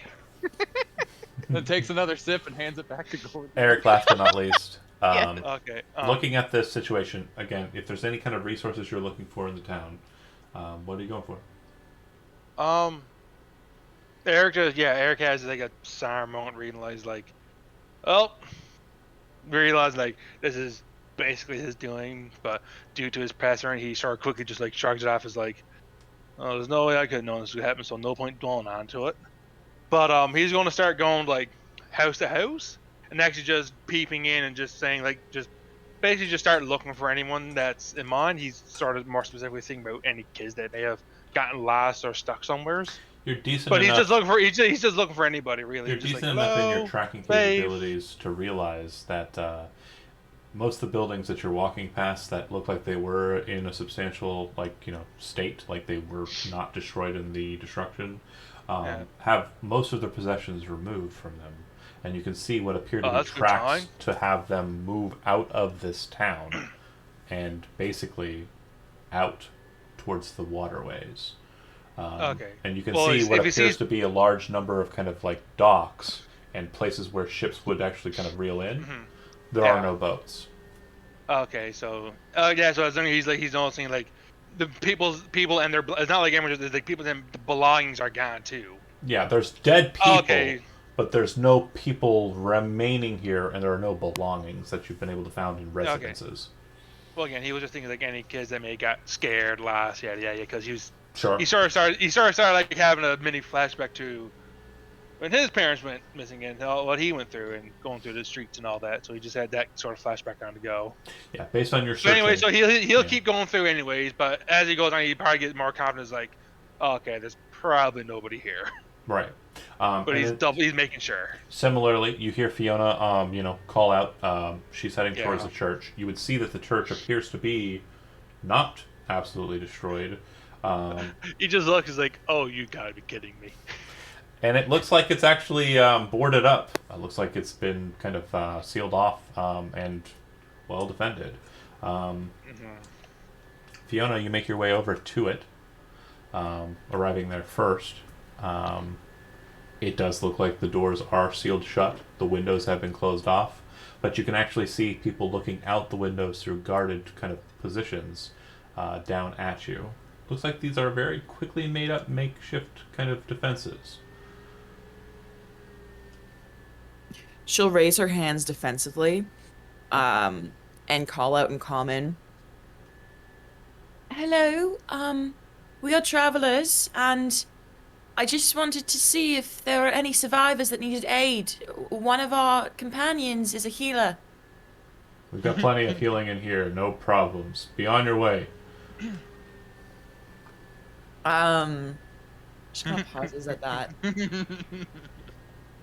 Is there by any chance anything we can do to help? I don't know if I've stressed this enough, but many of my compatriots are quite strong. The last time one of the 9 bastards descended upon this village was hundreds and hundreds of years ago, thousands of years ago. You don't fight a god, but we have to prepare ourselves for our imminent demise. We will remain here, we will pray to Atavius, and we will hope for his order and balance in this. Please, be on your way, unless you too wish to partake in the rituals we are set to. She thinks about that for a second. Well, I think we I have- want. Sorry, Oh, go sorry. ahead. She's like, well, you see, I want to stop that monster. Do you have any words from Atavius or anything you can guide me with? None from Atavius, but one phrase I can give you from Eglan. Good luck. Yeah. She kind of pauses and then kind of says like, All right. I mean, I was hoping you might have a sword or something, but your words are also very helpful. Yeah, we have a sword made to kill a child of the divinities. No, we would have done it if we had it. We don't have anything like that. The only sword that was able to bind him was the Mythorge. And it's high up on a mountain. The mirrored sword has obviously been broken. Do you know anything else about this Mythorge? About how the process happened? No. The only people who had that knowledge were the ones that bound him to that place. oh, and then she kind of pauses at that. Would that be the trio? No. It's a trio. You hear a voice in your head say, no. I think this is different. Oh, understood. She kind of retracts and she says, I meant the triage of... The triumvirate of the gods? Yes. Oh, no, the gods didn't bind them. The gods were bound by the ones who bound this one. Anyway, you should go. She nods and turns to leave. Alright. Anyone else have anything that they want to do in the town of you haven't even figured out what it was called? It was called the Lemon Place. The tavern was called the Yellowest Lemon. The Yellowest Lemon. That's where we're at. I don't know. It's not. If you're talking, Chad, you're muted. Your Chad muted. Yeah, Hezrod is feeling like nice and bubbly, so he doesn't give a fuck. Yeah. Like, he's just kind of strolling through town. Like, there's Yeah. like a nice like bubbly theme song playing in his head. He's seeing like Like, he's looking around seeing and butterflies and like rainbows. He's actually my walking, God. strolling past. There's like a dead guard who's like split. Yeah, in he's half. just like, oh wow, that building is like totally leveled. That's awesome. Wow, like that's remarkable. And Right. it is It's not like- filtered like that. It's like He's the admiring like the sheer skill. it's like the pyro cinematic for Team Fortress 2. Oh my god. Classic. As Fiona rejoins the others, and she sees how like absolutely drunk they are, she just sighs deeply and looks around for like Avron or Eric. When she finally finds one of them, she'll say, Listen, I don't think any of us are capable of stopping that creature, but perhaps there's someone in Nock who has knowledge about it or something, so I think we should really pick up the pace and try to beat this thing before it kills more lives. Wait, you want to fight that? Not fight it, but try to stop its pathway, so it's not just running over people. Perhaps we can go ahead and warn incoming villagers or something. I mean, it's huge. Oh, How could we do that? We don't even know where it's going, do we? No idea. Again, she I shrugs mean- and says, but perhaps if it has some divine path it's following, there's someone who knows that. You would have guessed that it continued up the path on the road. Right. It went So- north to the main path, right? Like the main road. Yeah, it's following the Yeah. main road. So the people at the temple knew what it was, so maybe they know. They what called it it's a after. Guion, yeah. Yeah. Would she, they maybe these people at the church would they be more apt to listen to Abran? I mean, he is mean- a paladin of Octavius. Right. And isn't Golradir also a worshiper of Atavius? I was gonna say Golradir's in a pretty good spot too. Halloween. I think the two of you go. Oh, Alwyn. Well, I mean, Hezrod is an Atavian priest-ish. Like, by proxy. So if Avran wants to go to the temple, Hezrod's gonna go with him. Okay. Yeah, you go to the temple, like I explained. It's boarded up like a zombie movie, and the people I mean, inside are... everyone just, tied up their horses, their carriage, if there was one, and is attempting to steal from the dead. Well, you beat me too, because I was going to join you or do that myself. I mean, Oh, if the Don't feel horses, bad. They don't need it anymore. if the horses are hitched and attached to a carriage, Well, is there a Or carriage something to attach big. them to? There isn't a carriage. So we just got 4 horses. yes. If Golradir... was Golradir going to the temple? I think it's Avran. Golradir. I mean, he's just following whoever at this Okay. point. He's Yeah. he's So you buzzed arrive. and loving it. You see a pair of eyes kind of look out at you. I said to leave. Who are you people? I am Avran, a servant of Octavius. You're not from Fort Fargrad, and I seriously doubt you're as far out from Fort Torney. No, sir. I am Just a from. random person who arrived here? I'm not. I'm from Nock. Wait, Nock knows about this? We were on our way to tell them. I mean, it all started like a 6 day ago. Yes. Our problems. What? Which doesn't match time-wise. Could you tell us about your issues, so we could report back to Nock? Yeah, sure. We're doing our penances here. We know that it's all over, especially when night comes. If you continue down further towards the road and make your way to the Urgtal Pass, you're going to end up dead. It seems that everyone at Fort Fargrad was transformed by some form of necromancer. They attacked our town 6 days ago. We were under siege, and then just the other day, a massive beast of legend, a Guion, descends down from the mountains, we presume, and smashes through our west gate, destroying what remnants we had of our forces here. We'd already gotten most of the people out down the river. Wait, A so you're 6 attacked by people by A sixth people? day ago. Ghouls. Yeah, they strike Ghouls. at night. From Oh, whence did they come? The ghouls? Fort Fargrad to the east. where Is is that here? where they are now? No, they're all around us. Oh, Hmm. Do they come out every night? They have been, yes, but they can't enter into sanctified ground. Hezrod kind of elbows Avran and says, Perhaps we should stay and help them slay the ghouls when they attack. Possibly. I'll be completely honest with you. Knowing our luck, the next thing that's going to happen is a demon prince itself is going to fall down on our church, breaking it with its ass. It'll probably be Humbaba, smashing it with his gluttonous butt, and we'll all be forced to scurry away in agony and pain because of our No. fortune being completely shit. I mean, That won't happen. It who the won't happen. how the fuck did a Guion break free?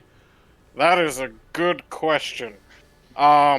We will slay these ghouls for Make you it a- tonight. Make a deception roll. Also, wait, what? Avran's just volunteering us to kill ghouls now? Technically, I didn't lie. No, I know, but the way you said it, I want a Yeah. deception roll. Damn it. suspicious.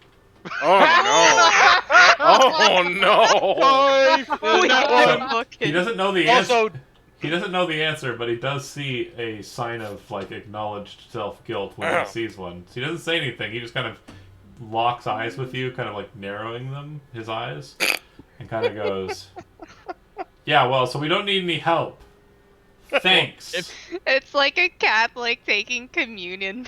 And they didn't go to confession before. If he looks at Avran and then if he looks at Hezrod, Hezrod just like smiles drunkenly and like waves. He's like, "Hello." Fair. But yeah, he definitely seems quite upset and kind of just goes away from his eye ports. Oh, okay. It seems they do not want our help. I We think should we be should going. go to Fort Fargrad. Sounds Perhaps like a better that is worth option. investigating. Yeah, Do we think we can make it to Fort Fargrad before nightfall? No. we're gonna take the horses. If you take the horses, you'll make it just at nightfall. Yeah, we'll do Okay, that. because We'll take the horses. what I'm assuming is There's 5 of us. Are 2 people going on 1 horse? Yes, the 2 Well, skinniest. I was gonna say, yeah, 2 light people can go on one horse. Gordier and Fiona can saddle up on the same one. Golordir, can you ride a horse? Because I don't think Fiona knows how to like guide one. Probably. I don't have it trained or anything, but I'm sure he's ridden horses before. I mean, he's fancy. He has to have been. Oh yeah, he's a noble. He's got he's got a noble background, and He rides Goldir's like, side hey, hands off the abs. So we're gonna steal the horses. What was our agenda? Did you think we were Survive. gonna chase that thing down and kill it? No. No, no, Our I just agenda think is to get it's back me- and knock. And Yeah. Yes, perhaps that's tell true, someone but, about like, this. Fiona's agenda is that if they can figure out like where it's going, they could potentially like warn people to get out of its path, so they don't just get steamrolled by the destruction. Like we can that clear is out another villages. thing. doesn't Yeah. this thing move 100 feet? It moves Like- fast. Yeah, Yeah. like there. Hezrod wouldn't think to ask, like- but these people might know what it's after. True. If you ask, they say, "Nah, we don't even know why it's here. Who unleashed it?" We'd be like, oh, I don't We have our know. suspicions now. Fucking looked it out there forever. Fiona's just talking about you all to see more. Can we just leave like on the horses? It's not your fault. It's not your fault. It's their fault. They did it. No, I hate Paul. Yeah, she'd cozy up with Glordir, I suppose, then, and try to like gesture for them to get their gear on. If you're riding to Fort Fargrad, if that's the plan, is that the plan? Yes. I guess so. I guess we are. We have to try to help these I people. mean, if it's a fort, it's more likely do to it. like have like a defense measure, like something to like warn other people. Right? Maybe not. Oh yeah, at some point, can Abra just be like, hey, can you check this sword? Who? To Fiona, sorry. Fiona doesn't identify stuff. To check what? The sword that I found. Sure. She kind of looks at it, and then her like eyes start glowing. Is there anything coming off it? You detect magic? Yeah, it's magical, but you can't identify it. Ooh, I can't identify it, but there's definitely magic coming from it, so thank you. that's something. If you Yes. wait, do you not know identify, or is that like? Gordir's been the one that's identifying stuff. Oh, okay. Oh, Oh. Wait, what? Golordir! How does Golordir know identify? Can don't you know. identify? How does Gordir know identify? It's not a cleric spell. Is it not? Magic. Magic? I don't know. I don't think. I'm pretty sure it's a wizard spell. I haven't been actually like using a identification spell. I've just. Oh, I been- thought you said you had identify. I guess I was lied to, No. and Shoot. you shouldn't have I been able to thought identify Fiona was stuff. doing it this whole I time. thought so What? too. No. Yeah. I'm not. Also, we I don't have. haven't So, really. You don't What have a way have to I- identify. so we what don't have have I an identified. identified? For flavor purposes, you had some identify scrolls, and they're gone now. Moving along. Darn. What? You don't have a means of identifying. Moving the sword. on. Thank you Moving for on. identifying the weaknesses in your powers. Yeah, that's what we have identified. That's what we have identified. Hey DM, Yeah, is it's my me. horse fine? They're all fine. No, I mean like with Avron's weight on one horse, is it fine? Yeah, it's a riding horse. It'll be fine. Yeah. Okay. You can probably lift like 500-600 pounds. What Okay. scrolls had I identified? Was it the potion What? of healing or the No. bag of No, holding one? I'm no. You're confused. not. Forget it, that. You can't You're not- identify. You don't Right, have the I spell know. identify. I No, know. you You've been probably identifying had- stuff. It's no You big probably had but you scrolls mentioned of that identify. No, he retconned No. some stuff. Don't He worry about it. Oh. said oh. that we had Wait. some Don't worry about it. scrolls of- Gotcha. Don't worry Yeah. about. Yes, Don't don't worry about Don't it. worry about it. It's done. It's Okay, over with. sorry. We're moving on. But do I need Sorry. to take anything off of the No, list? you do not. You're moving to Okay, Fort that's what I Fargrad. need to know. You're moving to. I don't remember Look. using identify on anything. I will always try to take the path of least resistance to avoid this situation from arising. Do not assume I'm asking you to retcon anything ever. Moving on to Fort Right. Fargrad. Okay. Two 20-sided dice rolls, please. I've got 2 minutes. I'm trying to get through. I got you, homie. Give it to me. 5 and 7, 12. Nothing bad happens, but as you make your way up into the hills of Fort Fargrad, you can see that the fortification appears to be completely decimated. Looks like the walls are kind of broken out. Looks like a massive amount of destruction has happened here. A lot of spellcraft remnants and a lot of dead bodies. Also, a lot of alive bodies, or at least they looked alive, up until you realize that they're not alive. They're undead, and they're walking around patrolling the fort like they own the place. Oh no, oh no. Why didn't you just say undead? The place is because I wanted to go around it in a It's circular flavor. fashion. The point is it's misty. There's a fort up ahead, and it has undead. We will start from there next session. If you Fuck! want, if you want to retreat in in character discussion in Discord, I'm okay with that. Okay. Absolutely fine. You can also try and take a rest out there. And if you do decide to do that, we'll need some more random encounter rolls. But that's it. That's the end of the session. Thank you for watching, and we will pick up next Friday, I believe. Nothing wrong with it? Double check it? Yeah. Yeah, good.